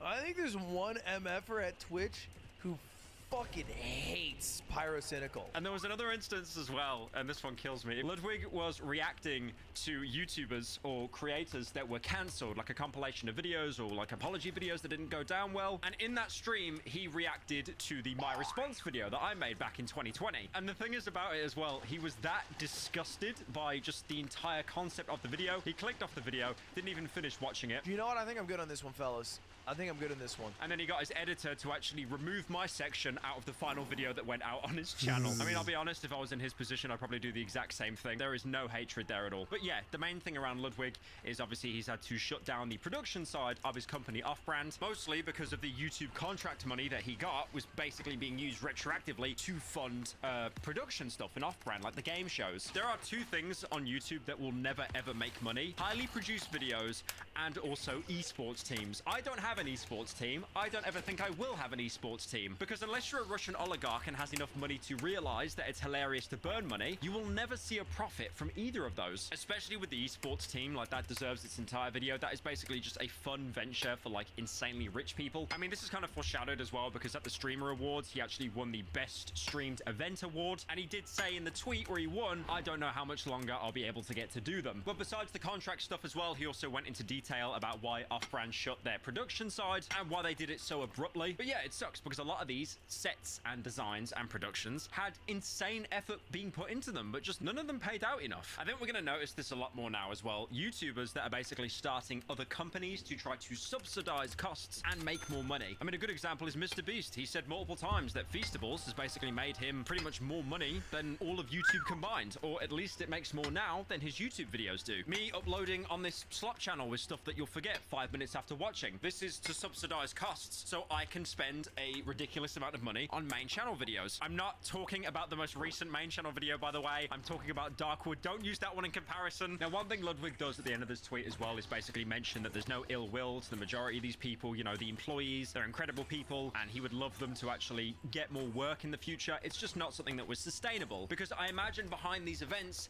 if he wasn't getting insane multi-million-dollar sponsors, there was no return. It was a complete profit loss. So Ludwig, talking about this in more detail, he released a mogul mail, which is like basically his equivalent of a slop channel, but he one-take Andy's the entire thing. But then he also did a stream as well, going over the video in more detail. And that's when you really learn the specifics of why this company shut down so quickly. If you don't know what Off-Brand is, it was a company that was launched 2 years ago. And this is basically a production company that helped creators produce bigger and better events. I mean, one of the first things that I'm was getting water from most from Off-Brand these stones. was Mogul Money Live. And apparently that cost him around $150,000, which should set a precedent, by the way, because I'm assuming the costs of these streaming events would only go up over time. And I know there will be some people coping in the chat like, oh, Ludwig's so rich though. He's got the YouTube contract money. He probably clears like a couple mil a month. And I do want to say, no one is doubting if Ludwig is well off, especially the fact that he did leak his YouTube earnings during a stream. And then maybe I can get away with that. Oh my god, what the fuck just happened? Good month, huh? Good month! But despite all of that, it is still an insane amount of money to pay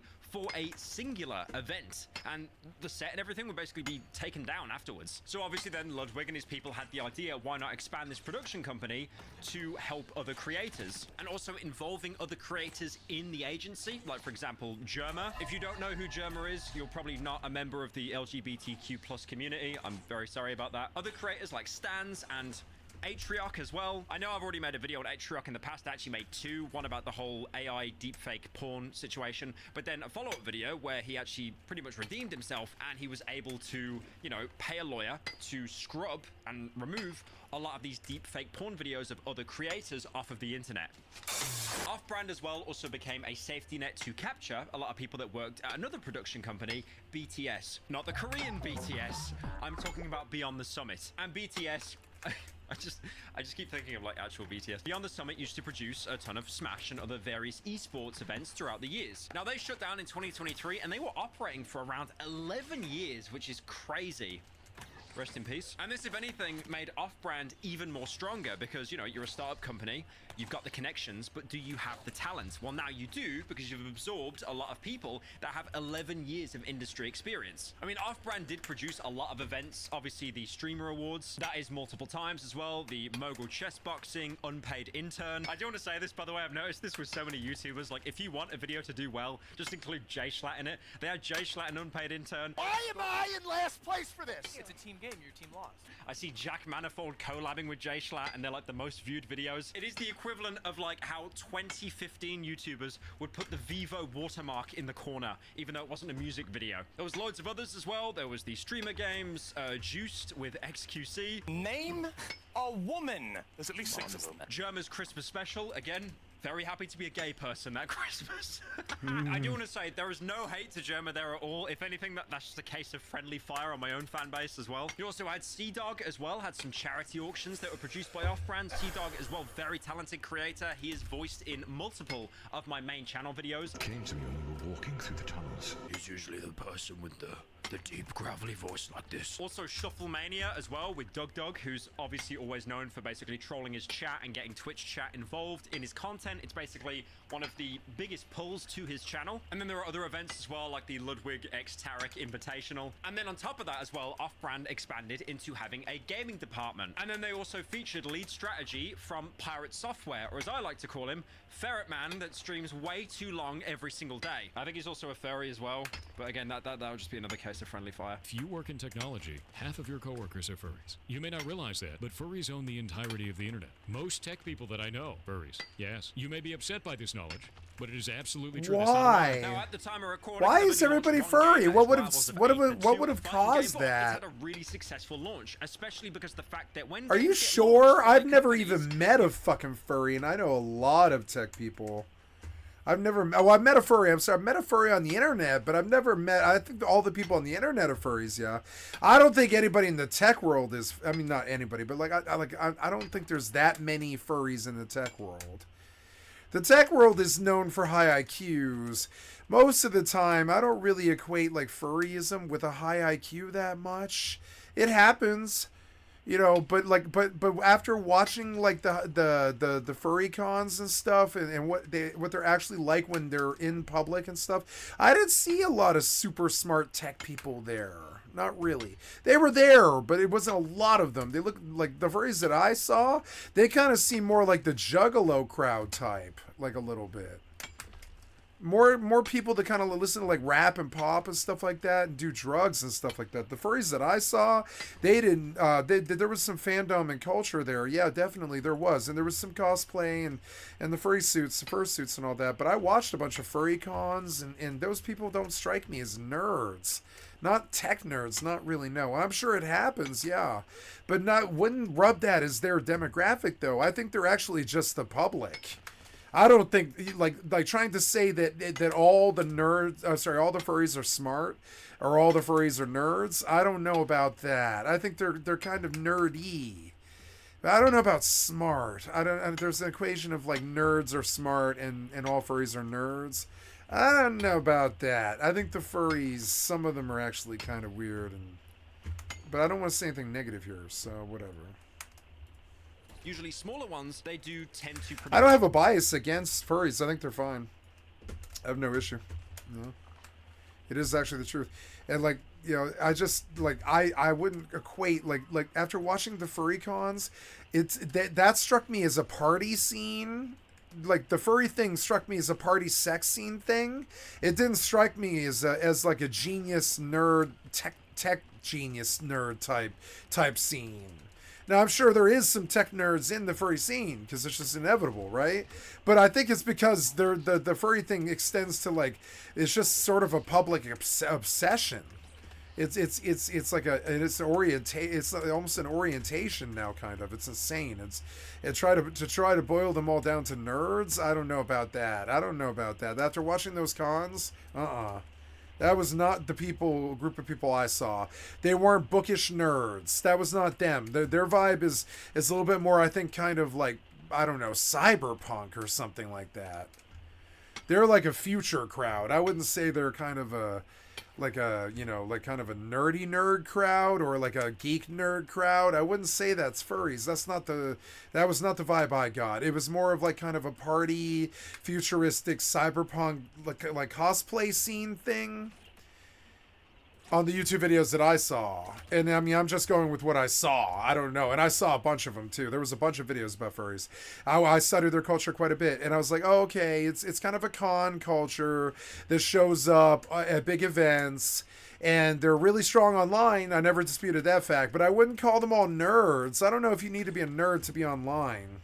I think it was a lot deeper than that. To say that, honestly, a nerd isn't a word that comes to my mind when I think furry. I think of it as honestly almost more of a sexual orientation, believe it or not. Maybe that's just me. And I don't mind. I have fetishes too. So like I don't care. I like anal sex. I like I'm not gonna say all my fetishes and stuff. I'm just gonna leave that out. But like, you know, I don't need to. It's too personal. But like, you know, what's that sound? Oh, those dudes mining that orichalcum. Yeah.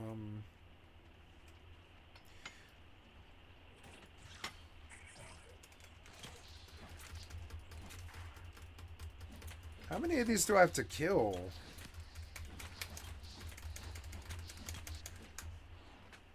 Oh, wait. Is it credit for my thing? Oh, it is. Oh, okay. Okay. So these are corrupted. Okay, I'm in a corrupted PvP place, and I will get credit for coming here. This is good to know because it means that I can unlock this artifact hat with just a single player PvP quest. Because I thought I had to go do some fucking raid or something, but no, I don't think so. Or just do. I have to get a lot of credit for doing quests like this. I'm healing more off the pig than these rangers can do damage. It's funny.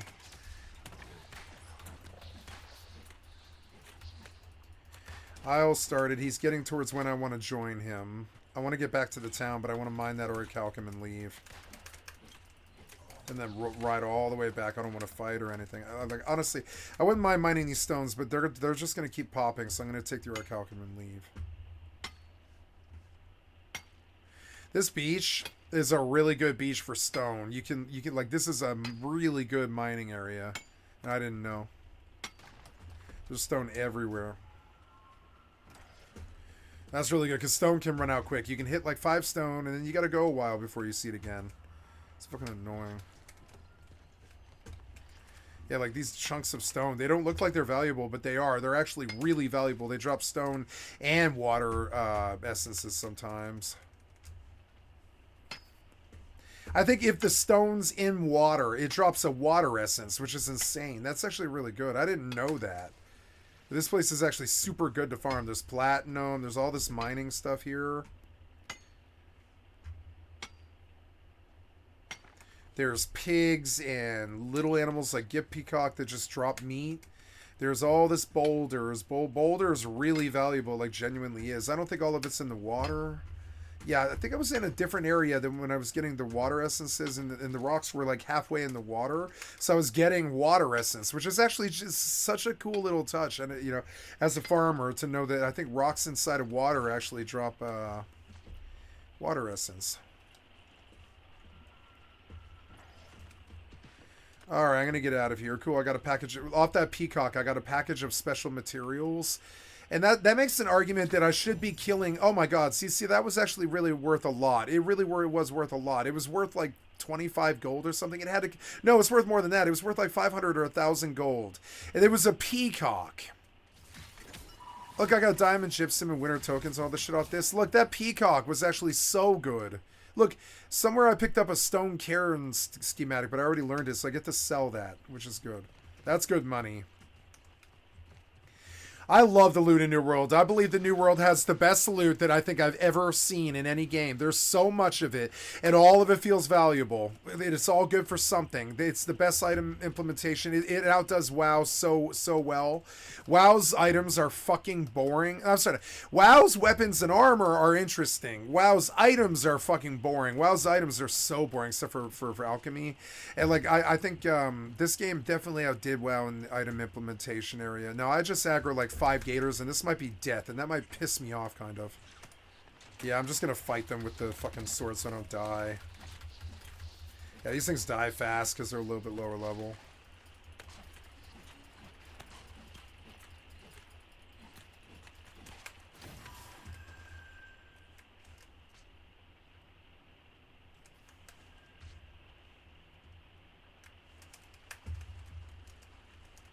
Here's another one.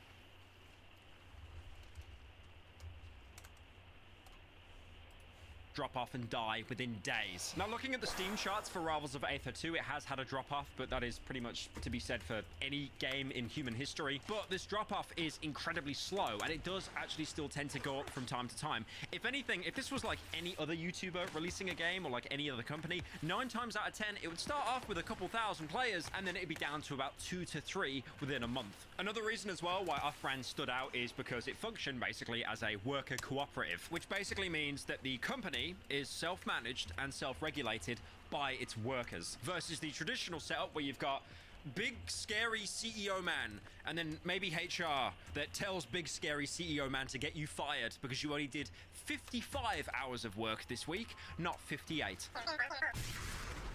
Now, even though the production side of Off-Brand has unfortunately shut down, he has said himself that he's actually not going to stop doing these, you know, big events. Fuck, I think I have to go back the other way. Doing things like streamer games. Hinting that there could even be another streamer game happening in 2025. So, still want to do things like streamer games. We'll still try to do that next year. And other We events, will do streamer games next year. And then on top of that as well, he still has this other company as well, Mogul Moves, and that's still going to work with contractors as well. Now, he does also say that no one was laid off in Off-Brand games, probably because of the success of Rivals of Aether 2, and he wants to basically expand that gaming sector. Off-Brand Games isn't going anywhere. Okay, Off-Brand Games is going amazing, honestly. It's just exclusively the production side of Off-Brand that is shutting down. Now, one thing he does address in the Mogul Mail is talking about people basically believing that the entire reason why the production side of Off-Brand failed is because of that co-op mentality, like I mentioned earlier, where the employees are basically the bosses. Is somehow connecting this to the structure of the company and it being a co-op. I mean, simply put, this is almost completely irrelevant to the structure of the business. The structure of the business, in fact, is also still in place, right? Off-Brand Games is still a co-op, and it would only ever change if all the employees wanted to change that. And he quickly clears that up by basically saying, well, the gaming side of Off-Brand that we didn't shut down that's doing well, that's also based off a co-op. So, no, that theory is entirely wrong. And a lot of people were wondering what was happening to Germa afterwards as well, because Germa was obviously heavily involved in the production side. He had, like, many memorable moments that were basically clipped all the time. What's going on? A week ago, I told you about the printer. I told you that there was something wrong with it. Okay. And you didn't do anything about it. Why not? You're the repairman. I have a lot of missed emails here. Okay. And he mentions that Germa basically had to step away due to his own personal issues, and he's even in chat on the stream to basically confirm that. And Germa's talked a bit about this on his stream, but about 6 months ago, I think, maybe a little more, Germa stepped back from Off-Brand Productions to just deal with some stuff in his personal life. Oh, they just killed the boss before I could get there. Off-Brand, like, he adds a creativity that I think is one-on-one. I don't think I've ever seen it in another human. And then on top of that as well, the biggest elephant in the room, the YouTube contract ended. This was the contract that basically had Ludwig move from Twitch after the fame he got from the subathon to stream exclusively on YouTube. Yeah, it's just like a different color. And now that that contract has run out and they are not reviewing, because believe me, I don't think outside of maybe Kick or some other degenerate site, we're ever going to see a Twitch or a YouTube contract ever again, because it would just always lose the companies millions and millions of dollars with very little return. So I think they've kind of wised up and they've realized, yeah, we're not doing these contracts anymore. And without that contract money, there's no money to be funded into that production side of Off-Brand that was usually always operating at a loss, even if it had loads and loads of sponsors backing it. And I think the situation with the Off-Brand hemorrhaging money became so bad that it actually started to affect his main company, Mogul Moves, which basically helps produce his videos, edit his videos, merch, like his YouTube channel. And then when he talks on the stream, he's obviously going into more kind of like candid detail. It's more kind of informal. And he basically goes on to say, which is a very fair point, YouTubers don't really, or streamers in general, don't really make big production events anymore. I mean, we've had Kai Cenat just wrap up with Mafiathon 2, but for the most part, big events are just not a thing in the streaming scene. Almost all big events, I think, come from non-English speaking streamers. There's some one-offs too. There's some one-offs. Kai, of course, yeah. But the examples are very few and far between. When I'm talking about that, I mean mostly in English-speaking countries, because as Ludwig says on stream as well, apparently there are Spanish people that are just doing some crazy stuff. Like, I think the French streamers are doing some crazy shit. I think the Spanish-speaking streamers do some crazy shit. I've seen the Portuguese-speaking streamers do some crazy shit. Like, the English-speaking streamers, I don't think really do a lot of events. It is always such a huge culture shock that I have to remind myself constantly that if you want to be more successful, learn Spanish. Spanish is everywhere. I mean, a good example is like, why do you think Quackity is like one of the only like surviving YouTubers that still gets millions of views? Because he's bilingual. Now, there were loads of streamers that had events, like for example, Pay Money Wubby, Point Crow, The Austin Show, but even them have had to kind of dial back their events over the years, and they've slowly stopped doing them, or at least doing them as frequently as what they did in the past. And then he also mentions as well, the one problem is when you're running and hosting an event, you kind of lose that aspect of interacting with chat, with communicating with people, with reading donations, because you can't really do that. You can't keep running over to your phone every 5 seconds and checking if someone said, my name's Skibbity Riz, because you're too busy hosting this huge event with tens of thousands of viewers. And then he makes a comparison to basically him playing League of Legends with Sea-Dog, Connor, who I mentioned earlier, very, very good voice actor, and how chat was so much more receptive and so much more interactive there, as opposed to when he hosted an event, the World's Greatest Gamer. For example, I did 2 events in the past month. One is World's Greatest Gamer, where I got all the greatest gamers in the world. I flew them out. They drove out 20 people, put them up in hotels. It was a 2-day event, streamed it, and Void eventually won. It was sick. That peaked at about 30,000 viewers. It was a lot of fun to do. The other event I did was League Week. It was in this exact room. We had a pretty cool set. Me and Connor played League for 100 hours straight. I won as many games as I lost, and we peaked at like 38,000 viewers. 100 hours? Stream, I think 50 across both streams. And in comparison, that was so much more cost effective, because he said that League Week, it was like, you know, having appearances 100 on, hours. paying for Uber Eats, it came to around $25,000. I don't want to sound out of touch, by the way, that is still an incredible amount of money, and I think everyone needs to realize that. But at the same time, that is so much less money than, you know, the World's Greatest Gamer cost. And on top of that as well, what a streamer's obsessed with? Views. It's always views. I've even developed a sixth sense right now when you can see a streamer look at their second monitor to see their view count, and their face will basically drop when they realize their views are dropping off and they don't understand what they're doing wrong. I mean, I don't keep my Twitch on my screen. Honestly, it's off my screen. Yeah, there it is. Like, yeah, my views. I've got 2 views. I don't care about that. I don't care about numbers. I'm not here for views. I'm recording a fucking history. I don't care about... I knew when I was going into it that this wouldn't affect my ego, and I was very thankful for this. I was like, oh, well, I don't have to care. It's a history. Yeah, I mean, it is history. It's. I don't have to care. It's a history. It's an excuse, but I don't care. Like, honestly, I like my history, and I want it there. One day, I will go back and start watching it again. It's insane. And that'll be a long time from now. When I'm like 80, I'm just going to start watching my own history again and look at my 40-year-old self and be like, yeah, fucking sweet, you know? Like, I mean, you know, and just like listen and look at all the games I used to play 40 years ago. It's gonna be fucking amazing. I'm gonna trip out to myself. I don't care about fucking viewership. That's something for people who do this for a job. This isn't my job. I'm on disability. Like, you know, it's not my job. Like, it can become like that, and I'll have to pay taxes, I guess. And, you know, I mean, I pay taxes now, but I mean, like, I would have to get up to, like, $38,000 a year before I would have to really worry about a fucking audit, you know? And I don't see that happening for another probably 4 years or something like that. So I'm just like, all right, fine, whatever. I'll just keep on trucking. You know, this is not my job. It's just what I do. It's a different thing. It's like, and it's my life's passion now, too. I wake up in the morning, I'm like, oh my God, I get to go to my work. I get to go to work, and I don't need to be interrupted or abated or anything at all, you know? Like, I feel good. I feel good. I finally got a job I love. I feel nice. Sugar and spice. Heroin, video games. I feel good. I mean, that's what that song was about, kind of, heroin. But, you know, anyways. Yeah,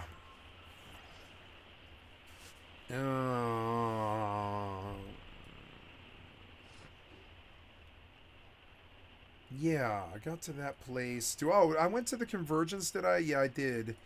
But are you supposed to do something there? I think you are. So I have to, like, go to all the Convergence things. Is that the thing or whatever? I'm supposed to do all the Convergence things. Man, I need to get, like, teleportals and Restless Shore. I haven't even been there. They changed this game so much. Restless Shore was where you spend most of your time from like 30 to 45, but then they never made us go back there again because they realized that they did overdo the zone and they lowered the XP too much. Yeah, there's the Winter Convergence. I'm gonna go to that.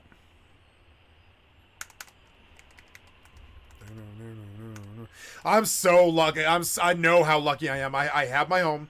I have disability because, you know, like I just, you know, I have Asperger's and I'm hard to be around, and it's just, it is what it is. I have, you know, I'm taken care of. I have food stamps. So I'm never gonna starve. So I just sit here and I do my history. And look, I just made 3,000 gold while I was sitting here. Now I'm at 14,000. When I logged in, I was at 10, and I spent 1,000. So now I'm at 14,000. So I just made 5,000 gold on New World for just basically logging in and starting to sell things. Ooh, what's that? Grocer's hat. Reinforced harvesting luck. Yeah, look, I have a light hat worth like at least 500 gold right here. Harvesting luck. Fishing, skinning, harvesting luck. Grocer's hat of the soldiers, 595. 590. Alright, well, let's just keep writing reinforced harvesting luck up. No, I'll sell this blue hat, because I already have a hat. I don't need another one. We're going to sell that nice hat. It's going to be good money. Holiday hut. Winter token present.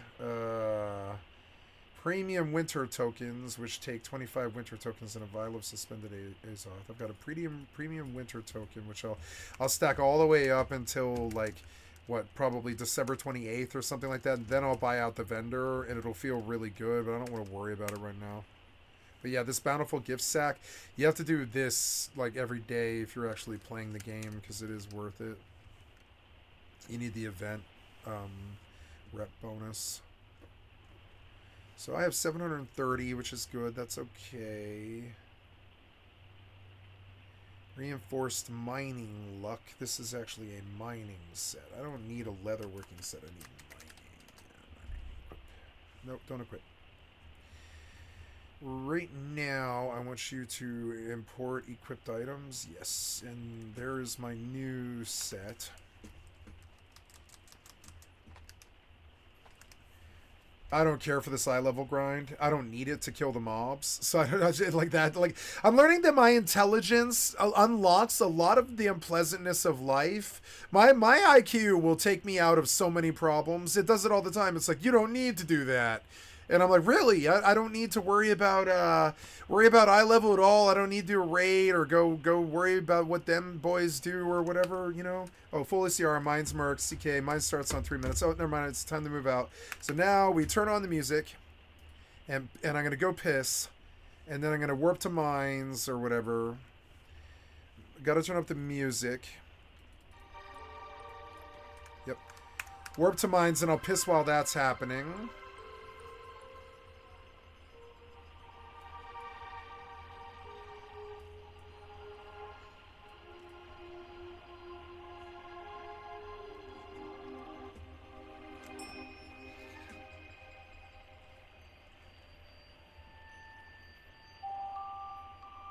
No, wait, I don't remember where mines is. Let's see.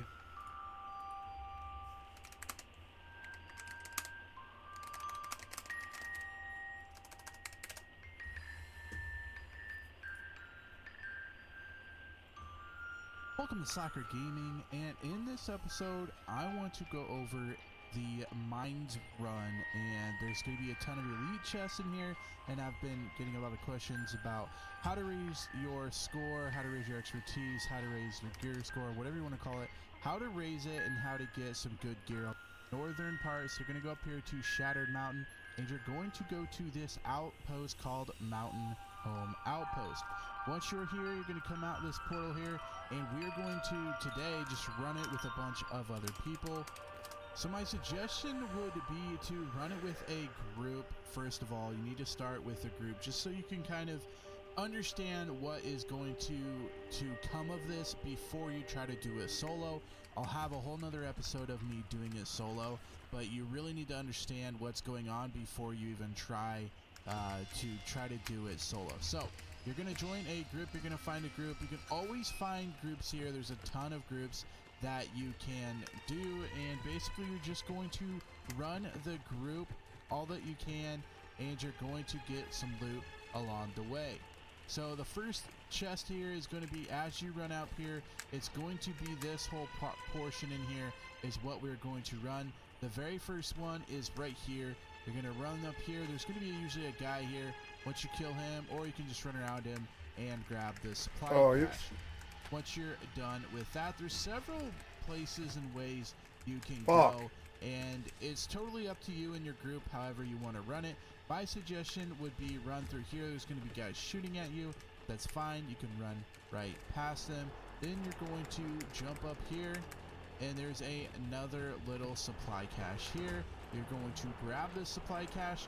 Then you're going to turn and run over here. The reason you're going to do this is there's several ways you can run it, honestly, so every group that you run it with is going to run it a little different, so keep that in mind. This group wanted to get the side chests first, so we're going to run over here and down here, and there's a little chest here that everyone is getting here. So provisions crate, so if you're needing some stuff like rice and all that good stuff that you eat and stuff like that, the provision crates are going to be where you get those. After that, you're going to run over here, and we're going to start fighting the first elite boss. The first elite chest is going to be found over here. As you can see, it's one of the big guys. I forgot where mine's was, and I was like, where?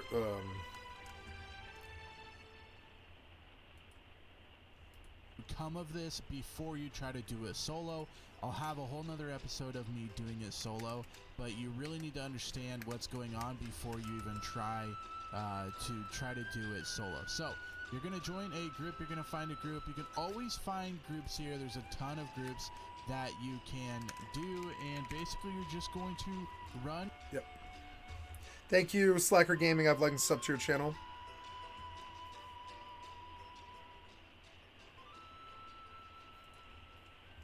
EverQuest. Thank you, Computer Gaming Yesterday. I've liked and sub to your channel. 1999.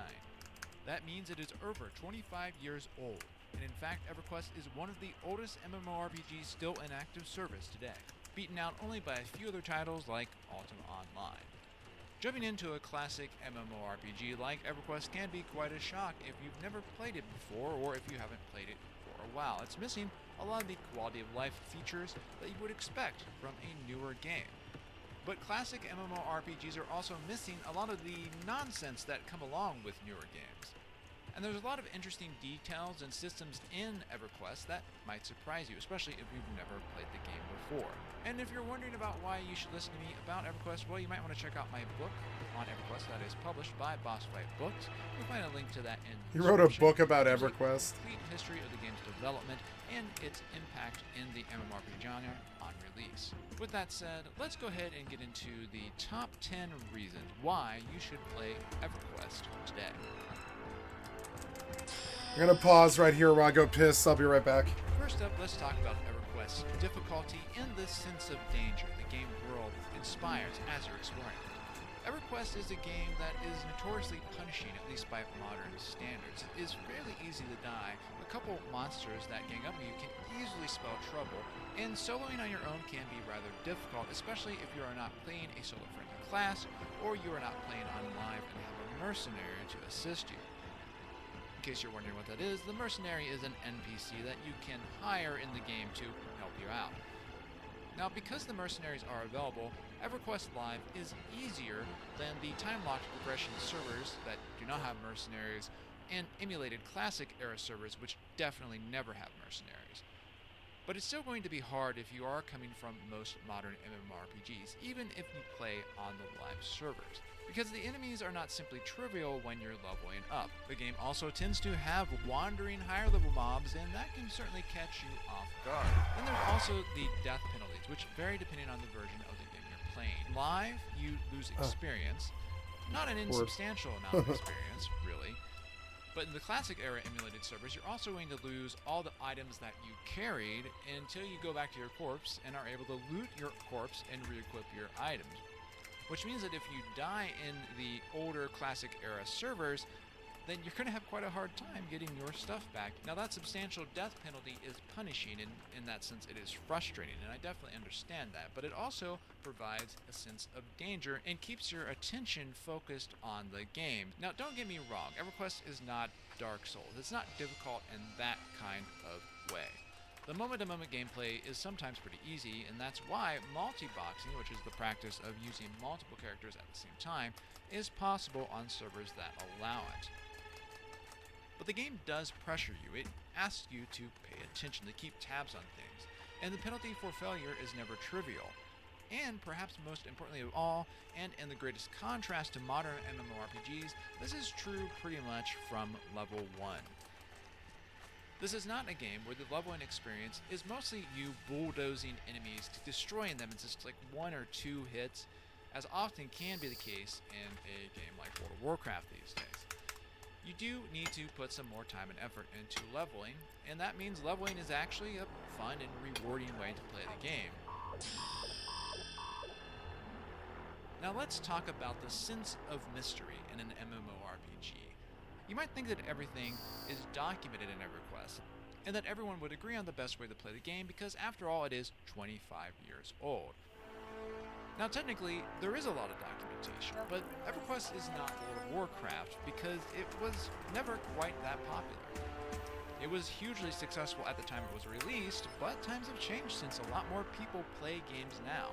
And so a title like World of Warcraft ends up receiving a lot more documentation and coverage than EverQuest ever did. In addition to that, EverQuest was built and played in an era where a lot of people didn't think too much about preserving things digitally. So a lot of early websites and guides and forum posts about EverQuest ended up getting deleted eventually, and a lot of that information was lost. So if you go looking for details about EverQuest today, you tend to find kind of a hodgepodge of different opinions from different eras of the game that can make it hard to know exactly what is the right thing to do.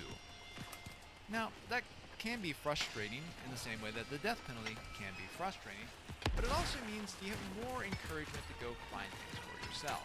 You will find yourself actually more encouraged to play the game because it's just hard to find exactly what the best item, weapon, class option is for any particular scenario.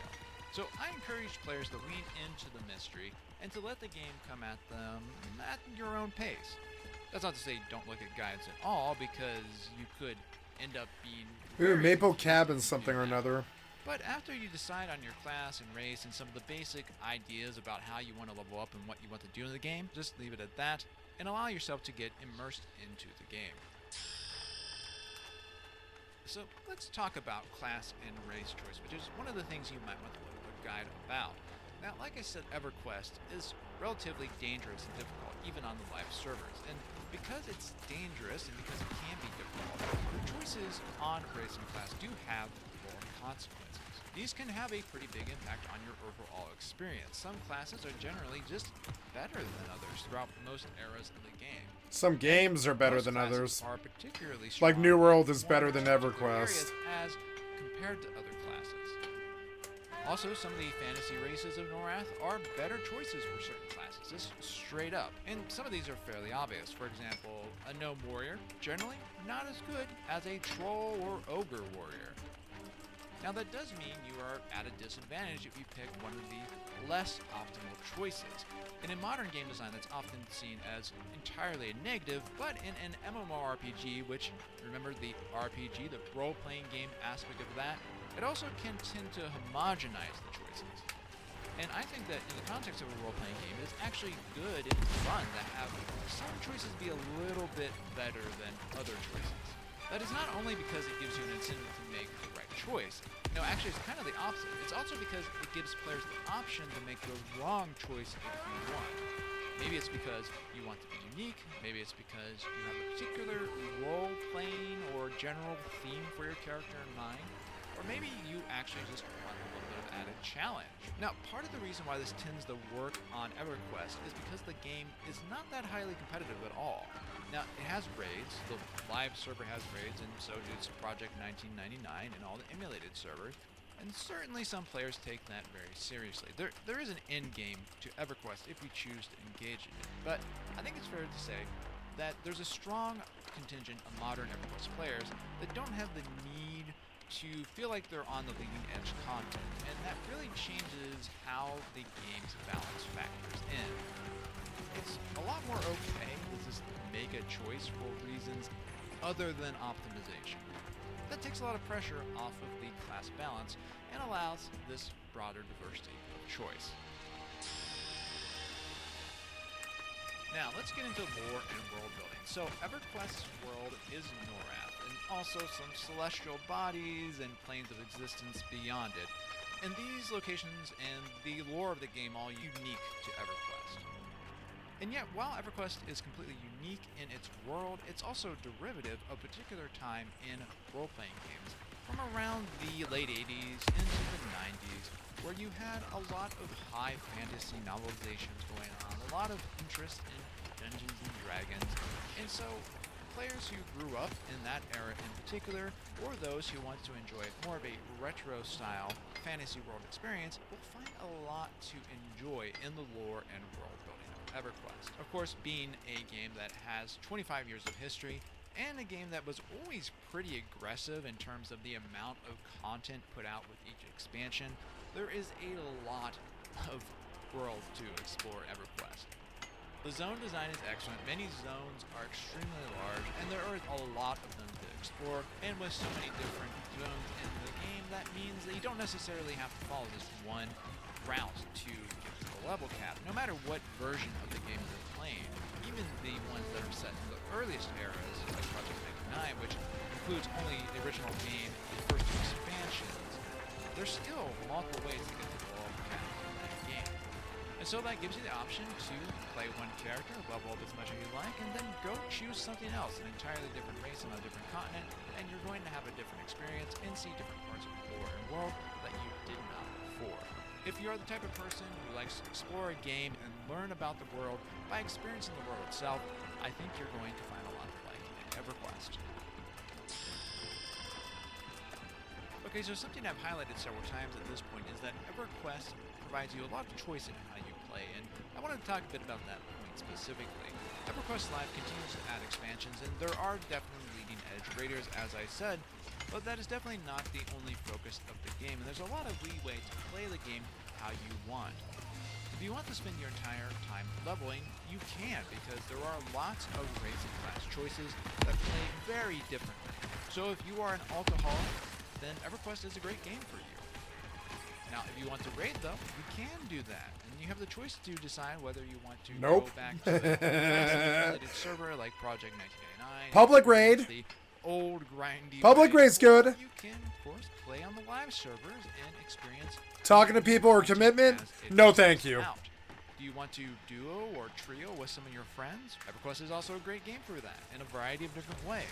Because the leveling content is fairly difficult, it's always good to have a friend with you. 2 or 3 friends can accomplish way more than can one character. I doubt or maybe it. you just want to solo. You want to just sit back and maybe grind out some levels on your own or explore the world on your own. Well, you can do that, and you can do it in more than one way.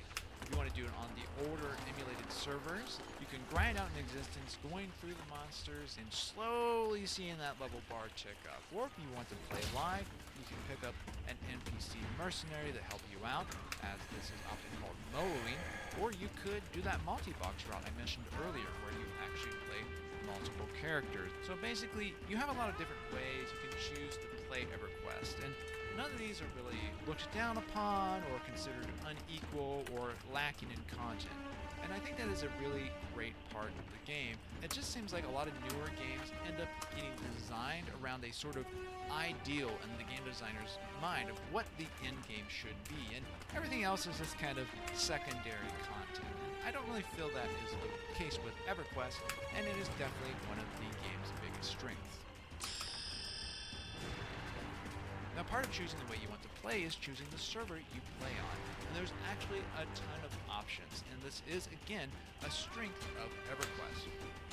If you want to enjoy all the expansions and all the latest content, and have a fairly laid-back experience with some more quality-of-life options not found in older versions of the MMORPG, then going with the EverQuest Live server is an excellent choice. But there's also a variety of official time-locked progression servers that will progress you through expansions from the original EverQuest release onward. These tend to get released about once every year. Some of these are fairly vanilla, but others have different rule sets. For example, some of the TLP servers have had random loot, which has proven to be an especially popular option because it lets players obtain items in more unexpected ways, and it makes more of the overall content relevant when you are leveling. And then the emulation server scene is very interesting. You have Project 1999, which I've mentioned on several occasions, and that is the way to experience the classic, historically preserved version of EverQuest. And there's actually a kind of official non-aggression treaty between the current developers of EverQuest and Project 1999. It's not ever been made public, but essentially they agreed to sort of coexist. There's also servers for later eras like Project Quorum, which goes up through the Planes of Power era, which is a very popular era for a lot of people. After all, it is when EverQuest had the highest subscription counts overall. So you have some choice in exactly the way you want to play the game. And that is something you're not going to find with most MMORPGs. Aside from titles that are super popular like World of Warcraft, which does have a pretty good emulated server scene, this is something that's not particularly common. So, when you're thinking about playing EverQuest, look at what server options you have in front of you and decide exactly which way you'd like to go, because it can have a big impact on your experience. Or, hey, play multiple servers. There's nothing stopping you from enjoying a character on EverQuest Live when you just want to relax, and then dipping into Project 1999 when you want a more difficult experience. So that's a very simple point, but it's important. EverQuest is cheap. The live servers are free to play, although with that said, the subscription benefits are pretty big, and I do recommend that you subscribe if you play the game for any length of time. The subscription starts at $14.99 per month, although if you sign up for more months at once, you will get a discount to that. And you also get access to other games under Daybreak games like EverQuest 2, so it's a pretty good deal. Now, if you don't play the live servers and you instead turn towards emulated servers, of course it's even cheaper because emulated servers are free. All you need to do at that point is track down a copy of the game, which isn't difficult. Remember, if you own a copy of a game, it's your option to play that game how you want to play it, and that includes playing it on an emulated server. And yet, one more thing to consider when thinking about the cost of playing EverQuest is the fact that it is an old game with relatively easy-to-run graphics. You're not going to need an RTX 4080 to play EverQuest. In fact, you can play EverQuest on any modern computer with integrated graphics. All this just makes EverQuest more accessible, and it's another good reason to play the game because, well, there just isn't much of a hardware barrier to entry. Now, EverQuest, of course, is a great game to play with friends. MMOs are always more fun with friends, really, but I'd argue EverQuest is especially so. This is something that modern MMORPGs really lost sight of, because so much of the content that is in them is trivial. There's really no reason to group with friends for a lot of leveling and story content and retail for Warcraft or Final Fantasy XIV. There's just not a good reason to do it. On the contrary, grouping with friends while you're leveling those games can actually be a bit annoying, since those games are designed on the assumption that you will only group up in dungeons or raids. In those newer games, it can be difficult to find out if you're on the exact same point of a quest chain as your friend, and if you're not, you might find yourself dynamically zoning in and out of different layers and all kinds of complex technical stuff. That is not such a problem in EverQuest. In EverQuest, the leveling is not trivial, so you will probably do better with a friend or two you would without them. That's why Live ended up offering the mercenary system, because people did want the solo, but of course, the mercenaries are NPCs, they only perform certain scripted actions, and so having a friend is always better than having a mercenary. And that's an important point, because, you know, the EverQuest game designers, as the game aged, they could have taken the route of making the leveling content entirely trivial and homogenizing the classes, so that anyone could play the game solo on any class. But instead, what they decided to do was add the mercenaries to shore up the weaknesses that exist in the classes. Because of that, the game designers did not have to dumb down the overall level of content to make it trivial for even the weakest solo class, and that has been a benefit to the experience of playing the game. Also, once again, if you go for a classic era server like Project 1999, the emulated server, or one of the official TLP servers, grouping is even more beneficial. You can get way more done with two players than you can with one. It's not to say you can't solo in these sort of older, more classic versions of EverQuest, but there is certainly real incentive to bring 1 to 4 friends with you. So EverQuest is a grind, and that's a good thing, actually. Well, it can be, depending on what you want from your game. If you approach it with the mindset that the game starts at the end game, that might seem like a bit of a problem. But for other people who want to enjoy the hero's journey of leveling up a character, it's a huge perk. There is a genuine hero's journey to be found in EverQuest, and it's a very long one. You're going to need to grind your way through it, but you're also going to see very substantial improvements in your character as you grind your way through it. You will unquestionably become more powerful in EverQuest. You will gain access to awesome new spells and abilities that completely change how you can approach challenges in the game. So look, a grind is a grind. You're going to see that experience bar go up slowly, and you're going to have setbacks if you do die in the game. But there is something to be said for playing a game where you can just sit down, load up your character, and start progressing towards a goal. So, put on your favorite chill music, sit your butt in the chair, and watch that experience bar tick up. I hate FOMO in modern games. This is for me one of the biggest reasons I oftentimes do not play modern MMORPGs. I hate the feeling that a game is trying to dictate to me when and how I play it, and that it will punish me by locking away content or items in the game if I don't dance to the particular tune that it's playing. I want to be able to put a game down for a little while, perhaps a long while, and then come back to it. Now, EverQuest does get updates, consistent updates, a lot of updates actually. It does have new raids and items, but there isn't a culture or community around EverQuest that is insistent that in order to play the game the right way, you have to play the current content. By and large, no one really gives a shit how and when you play EverQuest, including, thankfully, the game's designers. As I mentioned earlier, there's a variety of ways the game design of EverQuest could have chosen. They could have updated the graphics. Trivial and irrelevant as the game grew older. That is, after all, the choice that Blizzard made with World of Warcraft, particularly with the Cataclysm expansion, which literally wiped out some of the old zones and areas. With EverQuest, however, they have kept a respect for the older content, which remains relevant. You can still level up through it and still enjoy it. And there's no particular strong pressure that make you feel like you have to go to this zone right now, or that you have to engage in this limited time event right now, or else you're going to lose out on something that you will never see again. So if you're like me and you want to play an MMORPG on your own terms, an older game like EverQuest is excellent. You can come and go and come back again, and it's still going to feel like the game designers want you to be there.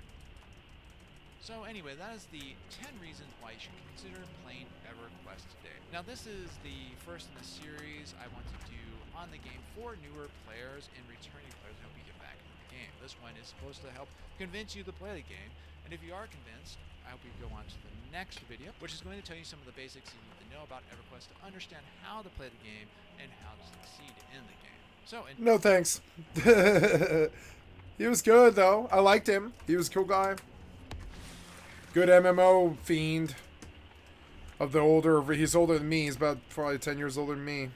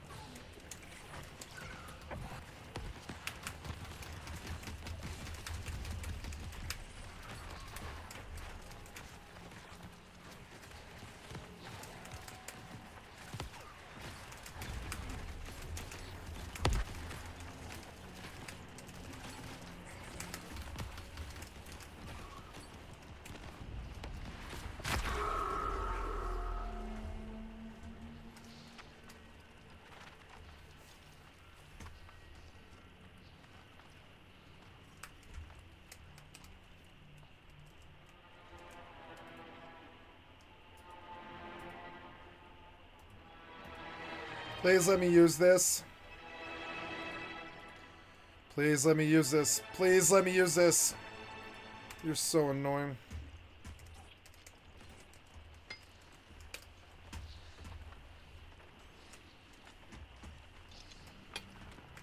What? Weird.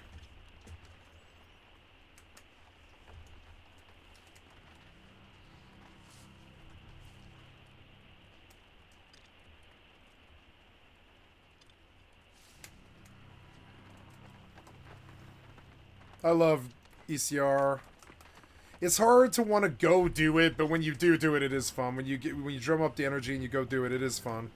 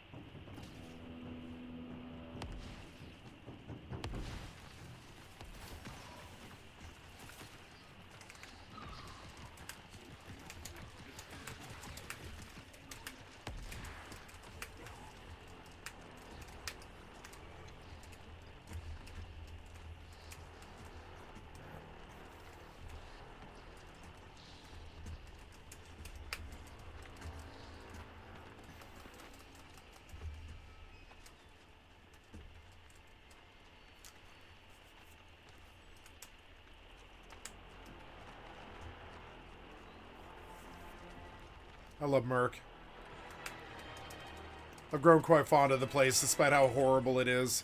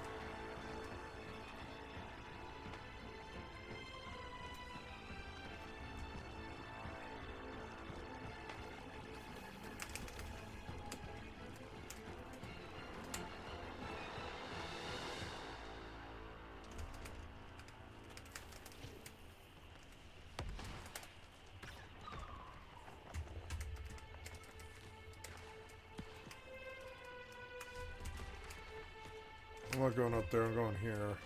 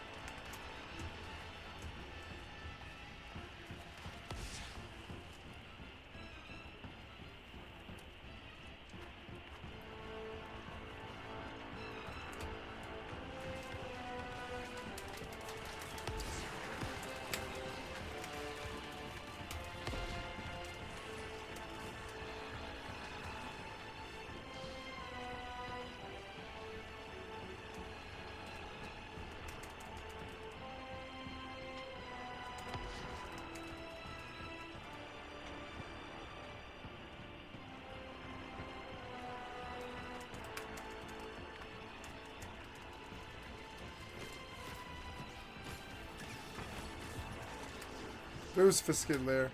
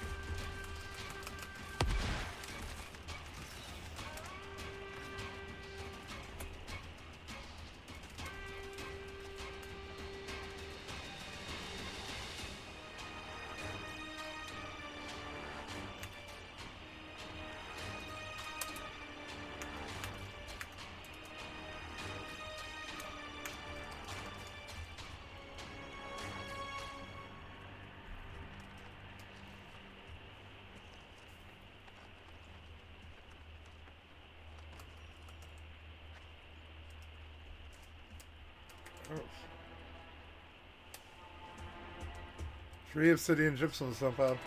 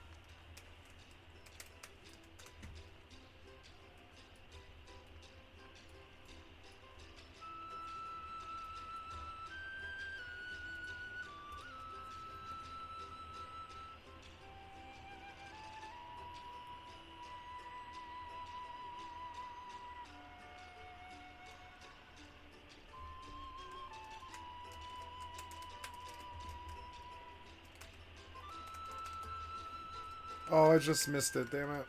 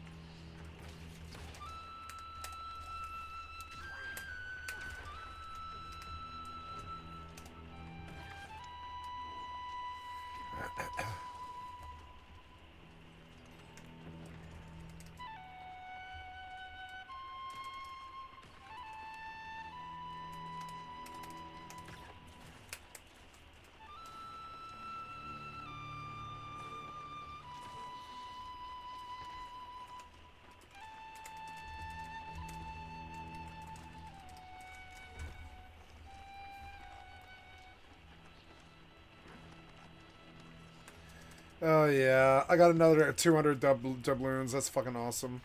I'm gonna level musket and blunderbuss at the same time. It's gonna be amazing.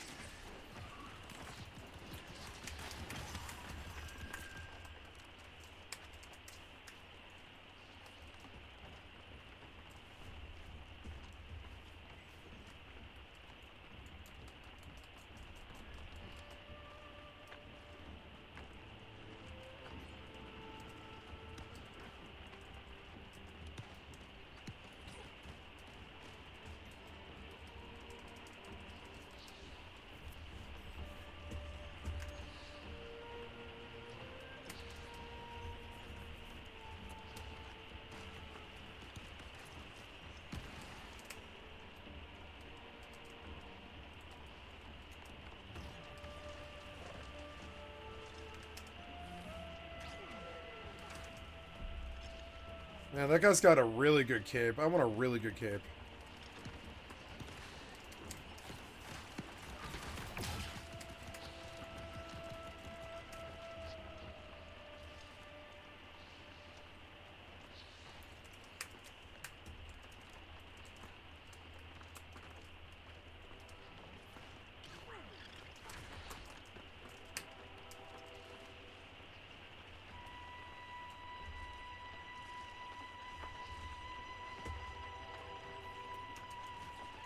$500.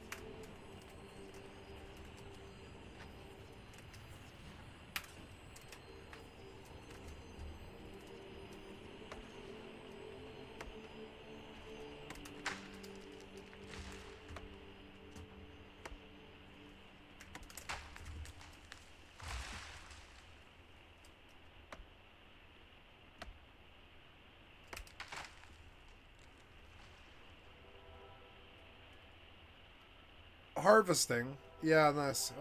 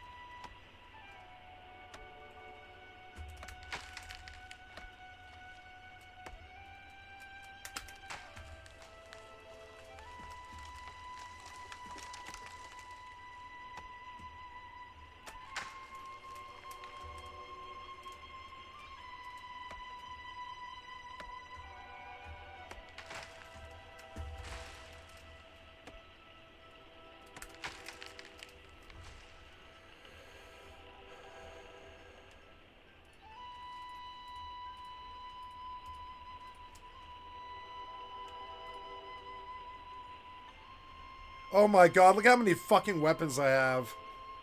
I was gonna crack like everything below 680.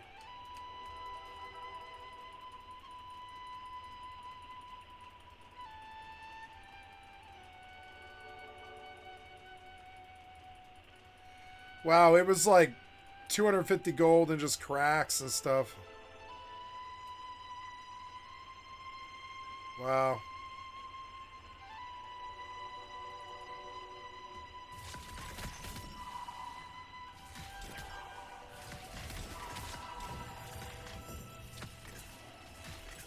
$500 gold, diamond gypsum, nice, nice. Ooh, what's that? It's the schematic for Craftsman's Passion.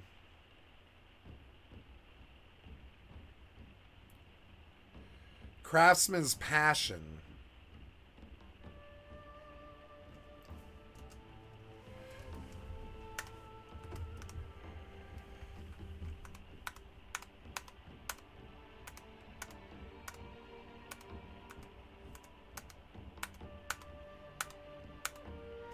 Why can't I go to trade?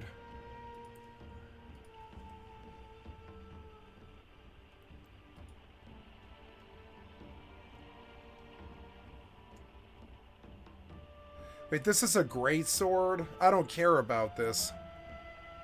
It's a legendary great sword. I don't need a legendary great sword.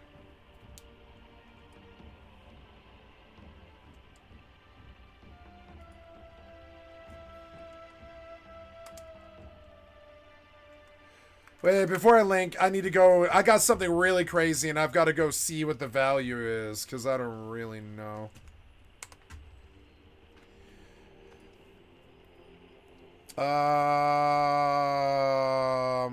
I'm going to CK to do the runs, so yeah, fast travel, yeah.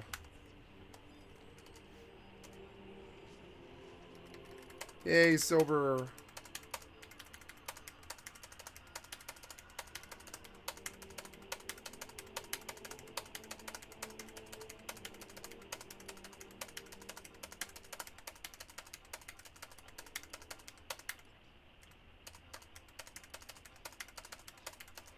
Well, since DCR is over, I think I'm going to flag up on Final Fantasy XI and see if I can get some Black Mage XP without toxic bullshit, you know?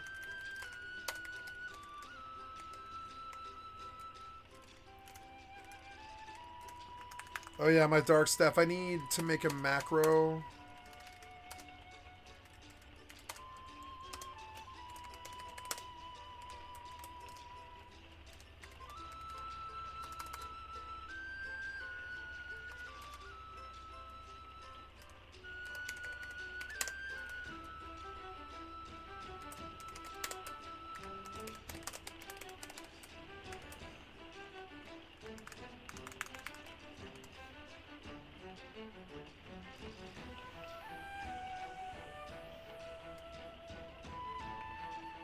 Oh, good.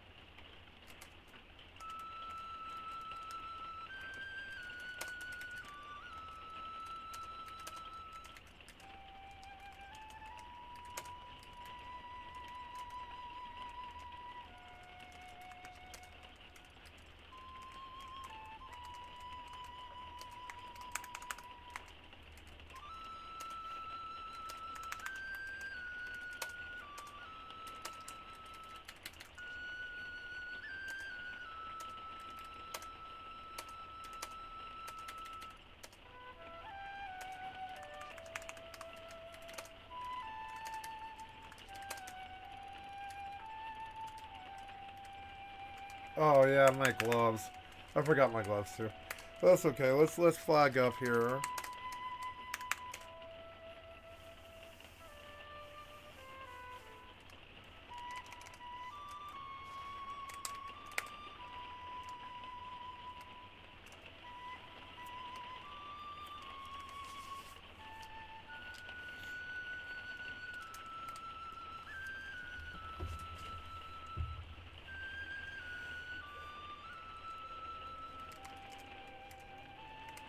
I could do an eco bass stock. It would be 10,000 gil.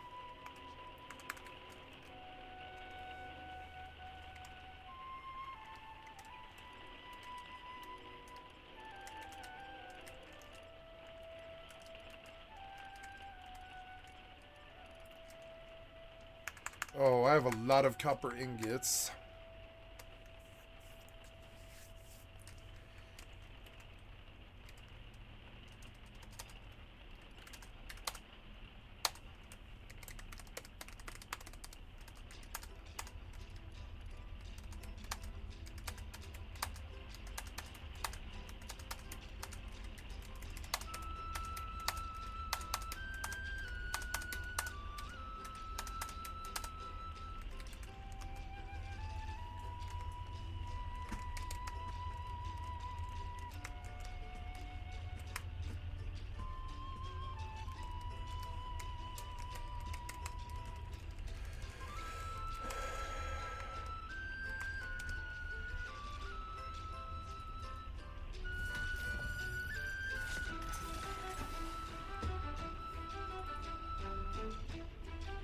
Oh, I almost used this crazy legendary weaponsmith pattern.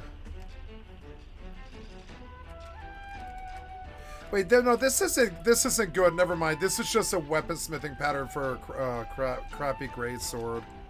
This thing is not as good as I thought.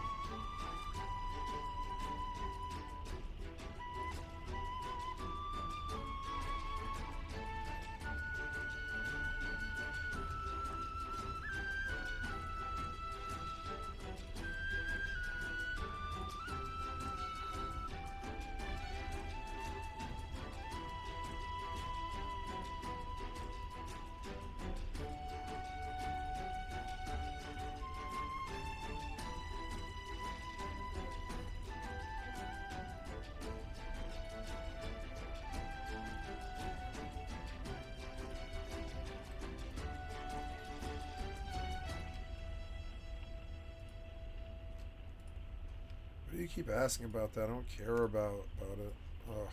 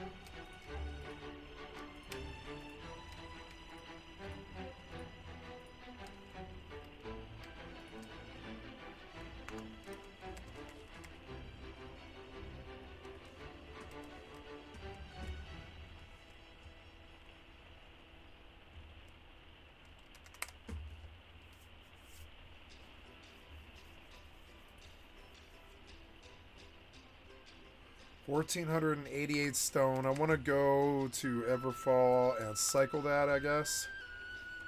Man, I can't seem to get off this game. It's keeping me engaged.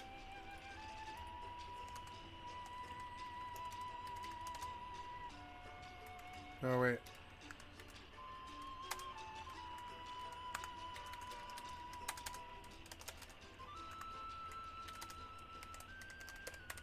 I hate sending stuff on this game.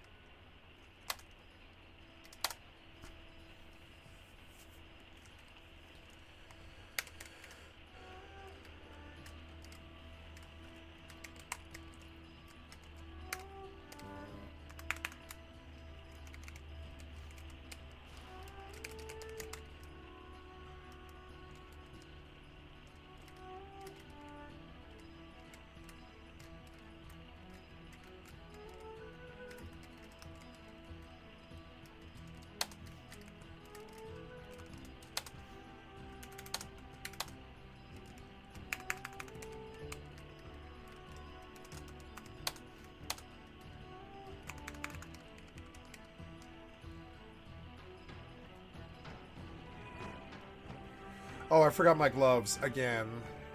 Damn it. Damn it. I have to go get my gloves. Forgot my Sears gloves.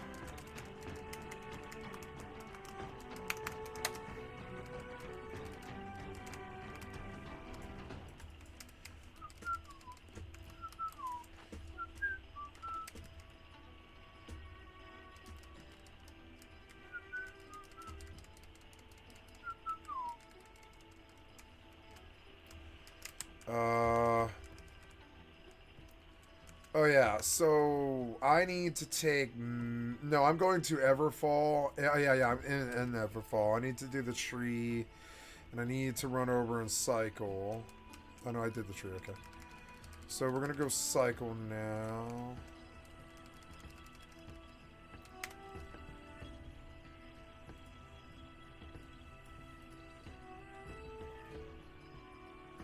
$51 course.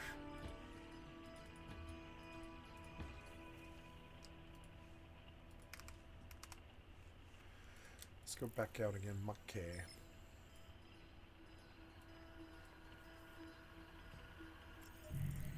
Oh, there's a lot of Lokis right there. Duck. No thanks. Staging.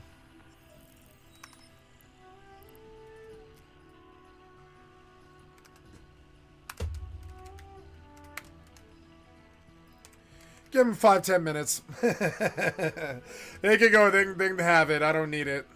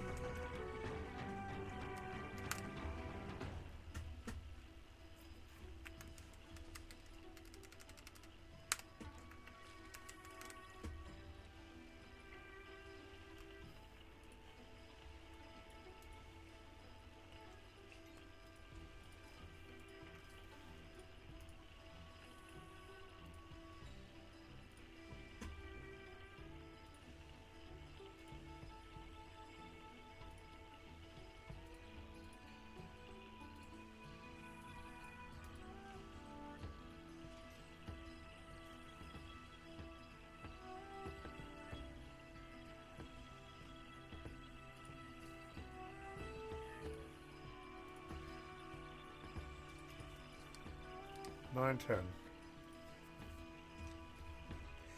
I'm gonna stay up late, like 6 a.m. something like that. I think.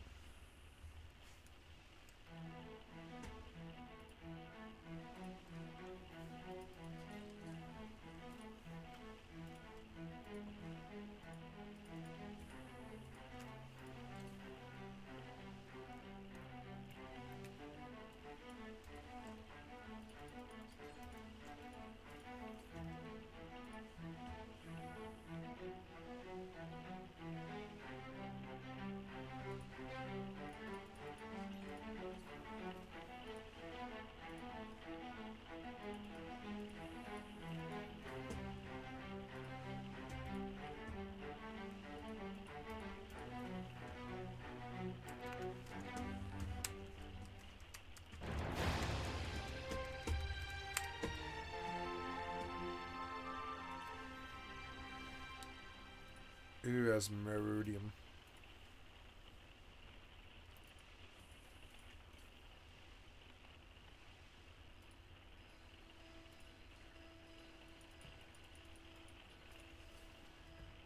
Oh, that's everything? Oh. Nice, I can make infused corruption, but there's spinefish. No, I want the topaz attunement. Up to 15 times per day, last 2 hours. Yeah, I do want, what else can I use? Oh, I don't have enough, huh? Okay. Yeah, the topaz attunement is good.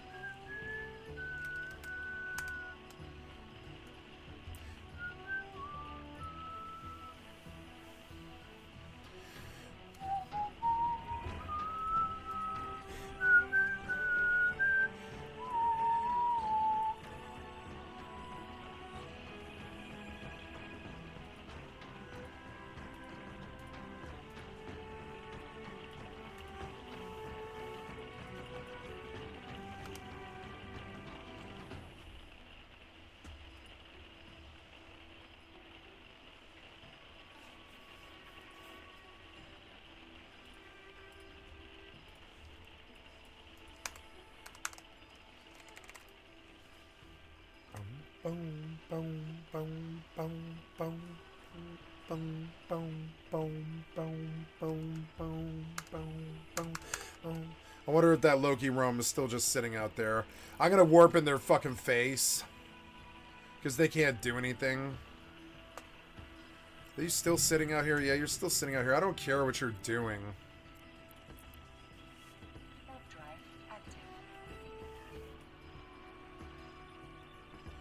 The Venture takes a lot longer to warp now, it seems. Well, I mean, I don't know. It's still pretty fast, though.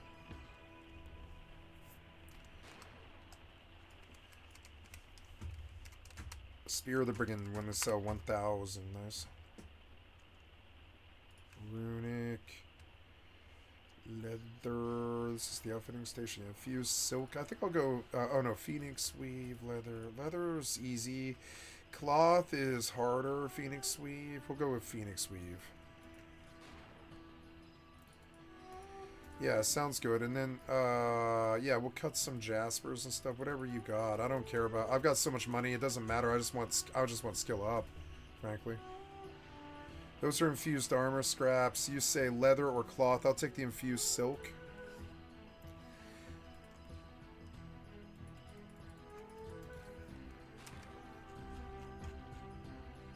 I'm gonna use up like... Oops. I'm gonna use up some more of those.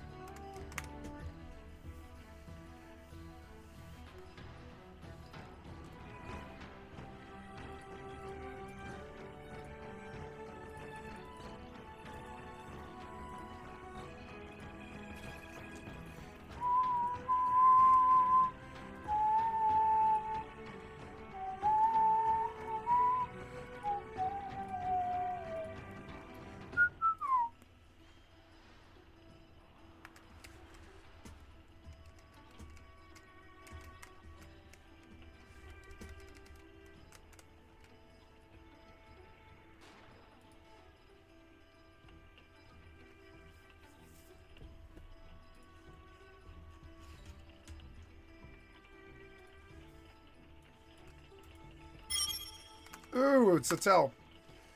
Explore its party. You need to look into do a distortion skills chain into Blizzaga 2. Yes, please.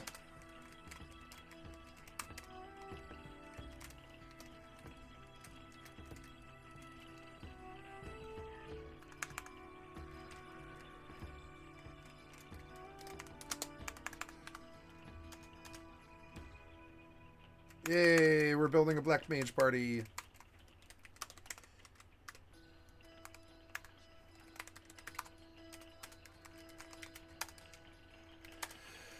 Oh, I need Seer's Mitts.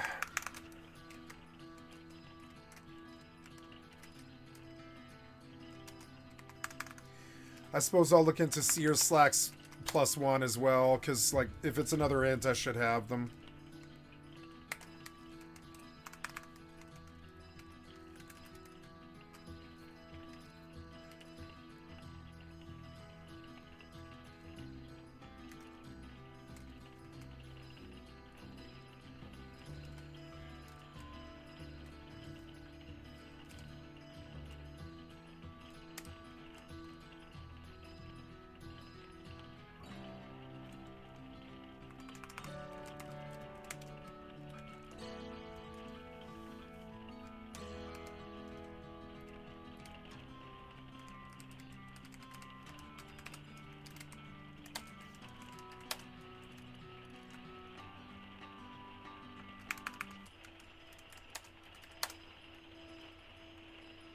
Oh, I love her little black cups and stuff.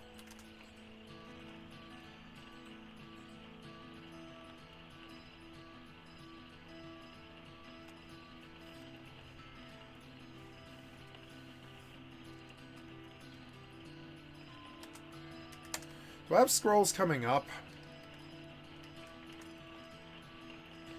What level am I now? 66. Yeah, Aragoth 3 is the next scroll. I need to look at it. Oh, I need Thunder 3. Oh, but it's only 2K. Nice. Thunder 3.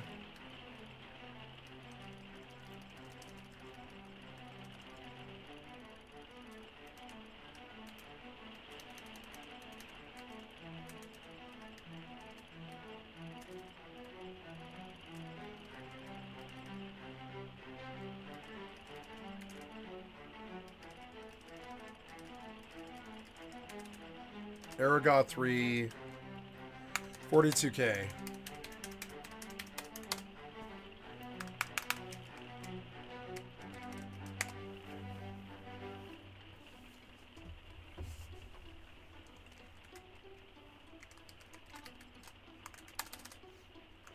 Oh, I should maybe look at the Sears pants, or like any other pants, maybe. I don't know. The Sears slacks +1. Does it give you extra int?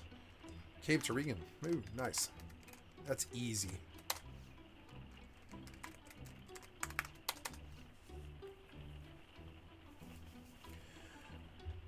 I am going to do a Final Fantasy party. Yay. I'm going to kill the New World music because it's getting a little repetitive. Settings, audio, music off, repetitive music off, repetitive music off. We're going to do a Final Fantasy 11 XP party. I will go up under, well now, I don't want to go up under Final Fantasy. It's got viewership of like 16 or something. Maybe a little bit more than that. But yeah, I will be doing a Black Mage party. Yay. Gotta go to Cape to Regan. Oh, I am checking out. Oh yeah, do I have? Yeah, got wizard cookies. Bid on what else am I looking for here? I would like a Sears slacks +1 if I have the money. Let's look at just what the legs options are. Druid slops, healing, elemental magic skill +5. Yeah, how much is that? It's 20k, but yeah, I mean, elemental magic skill +5 is pretty good. I don't know, why not? Yeah, hey, I got a better pair of pants. Yay. Nice. And it has 24 defense on it too, which is good. Okay, cool. Kate Tarigan. Oh, I guess I will sub. What are these people subbed? These people are subbed. Black Mage Thief. Oops. Dragoon Sam. Oh, wait. Oh, this isn't a Black Mage party? Oh, yeah. Yeah, so what did he ask me? He asked me for Blizzaga 2. Absolutely, Blizzaga 2. Yeah, sure.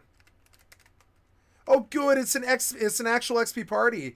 I'm going to be able to use my Kraken Club. They're going to love me. They're going to fucking love me. They're going to fucking love me to death. I'm going to sub White Mage, and I'm going to give them mana, and they're going to fucking... This party's going to love me. This party's going to love me. Okay, so support for White Mage. We're going to Cape to Regan to... Oh, I remember that camp. Yeah, that's a good camp. So, okay... Druid slops. What else did I buy? I didn't buy anything else, right? I don't think so. No, it's all good, right? Yeah, Druid slops. Yeah, Astral Rings for mana. I suppose I want to run a dot macro while we're waiting for the 6th. Hey, I got a real party. Yay. Do I have a dot macro? Yeah, battle buff. Blink, battle buff, but, buff. I'm gonna go White Mage for this, yeah. Change drops White Mage, because I want, more mana, yep, and clear mind, and also, oh my god, I'm gonna kick fucking ass in this party. Oh, I don't know, Sears Mitts is better, though, it is better in the end. So, Okay, we're going out to their... Okay, and delivery... No, wait. I am... Yeah, I have that, but what else do I need here? No, I've got White Mage sub because I'm going to give them mana. What's the party? It's like... ooh, I'm going to turn on the Final Fantasy music and do Final Fantasy RP. That'll be fun.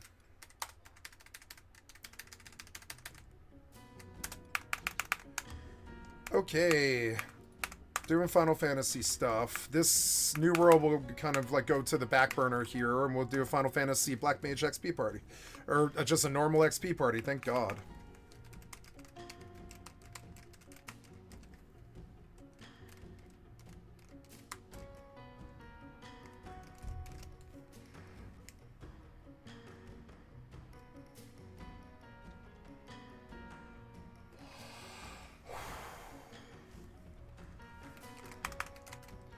Okay. Got to go to Cape Terigan.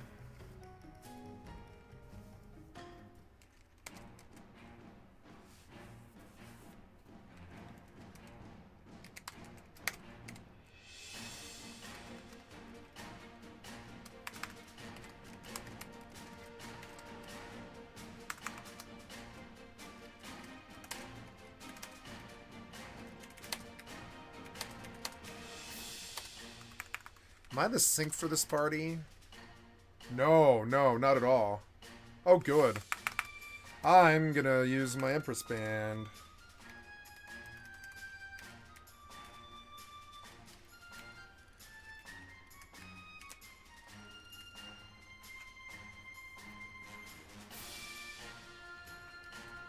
So he wants Blizzaga to Blizzard, probably Blizzard 2.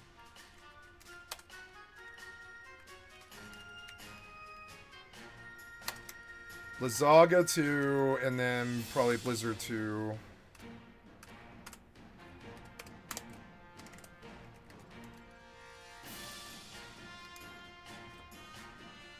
Yeah, that'll be good.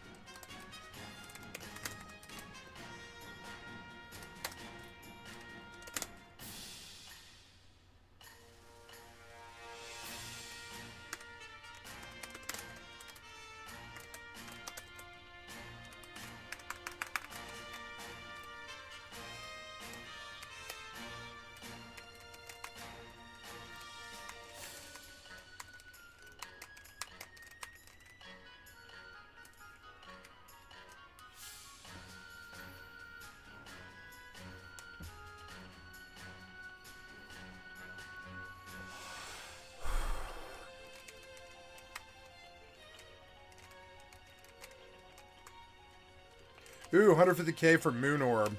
I missed the opportunity, though, which is sad. Damn it.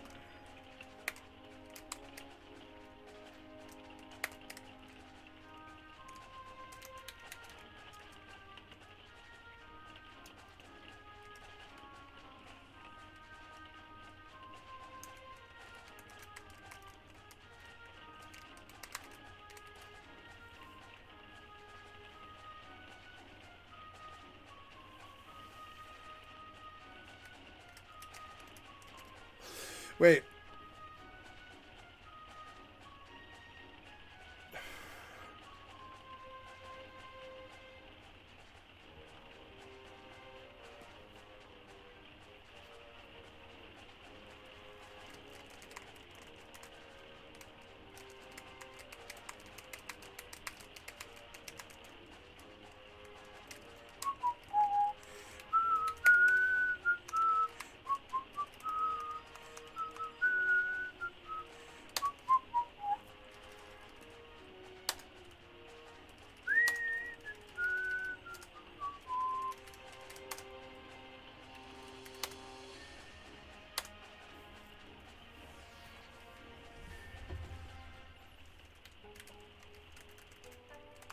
Ooh.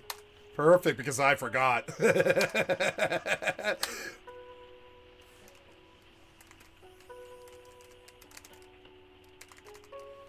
I8. Where's that? I8. GHI8 is Twilight Beach? No, not Twilight Beach. I8. Okay. Okay, yeah, Twilight. Okay, yeah, Twilight, nice.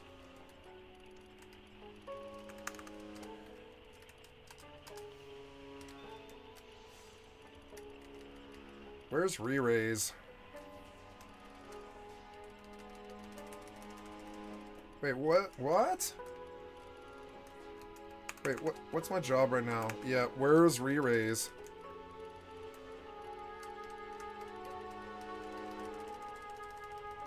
Weird. There it is.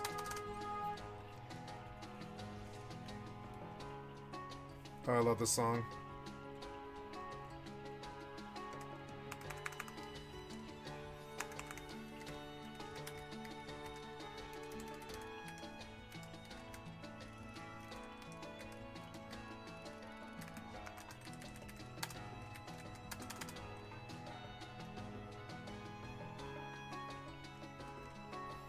Hey.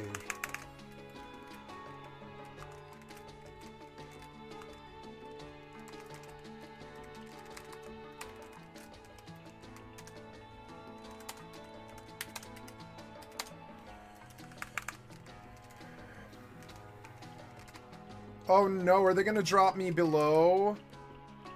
Yeah, they are. You're gonna drop me to 62? You are, and I need my Kraken Club. No.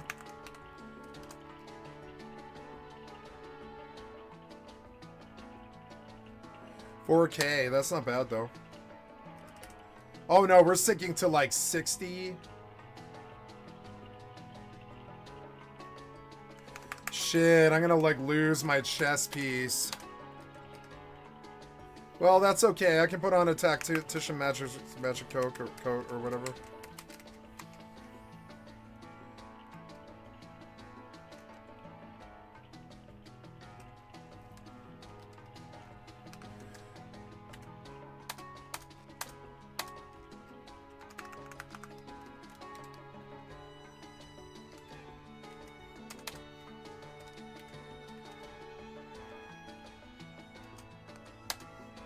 This is going to be just as positive as a party as the last one was negative, which is fucking awesome. God damn it, that fucking asshole. He's stuck in my craw. I kind of want to do something to him. But I'm not like that. I don't need to sink to their fucking level. I never have been. I've done it a couple of times in my life, and I learned the lesson. It doesn't ever give you enough fucking revenge.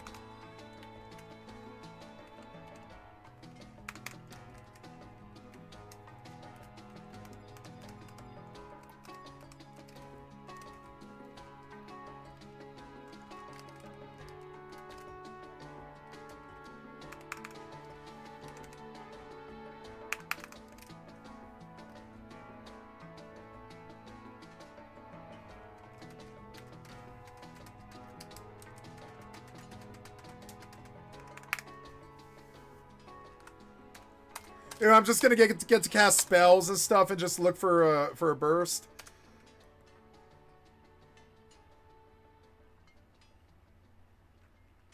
Yeah, Blizzaga 2 into a blizzard. Yeah, this will be fun. Absolutely.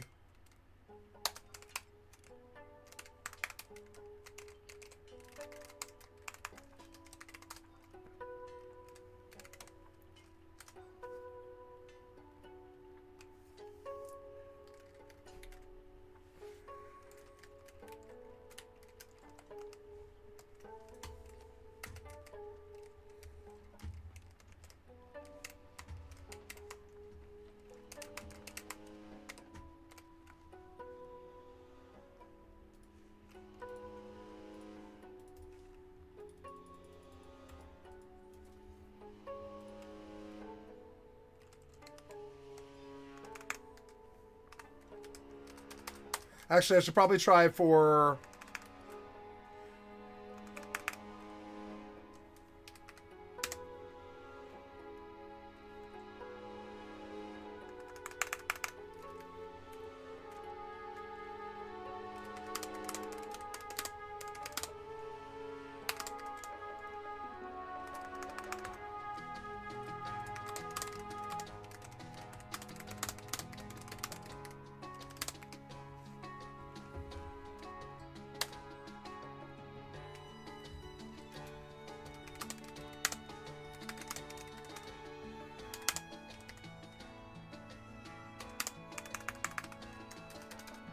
gotta make sure that my my dot macro is good.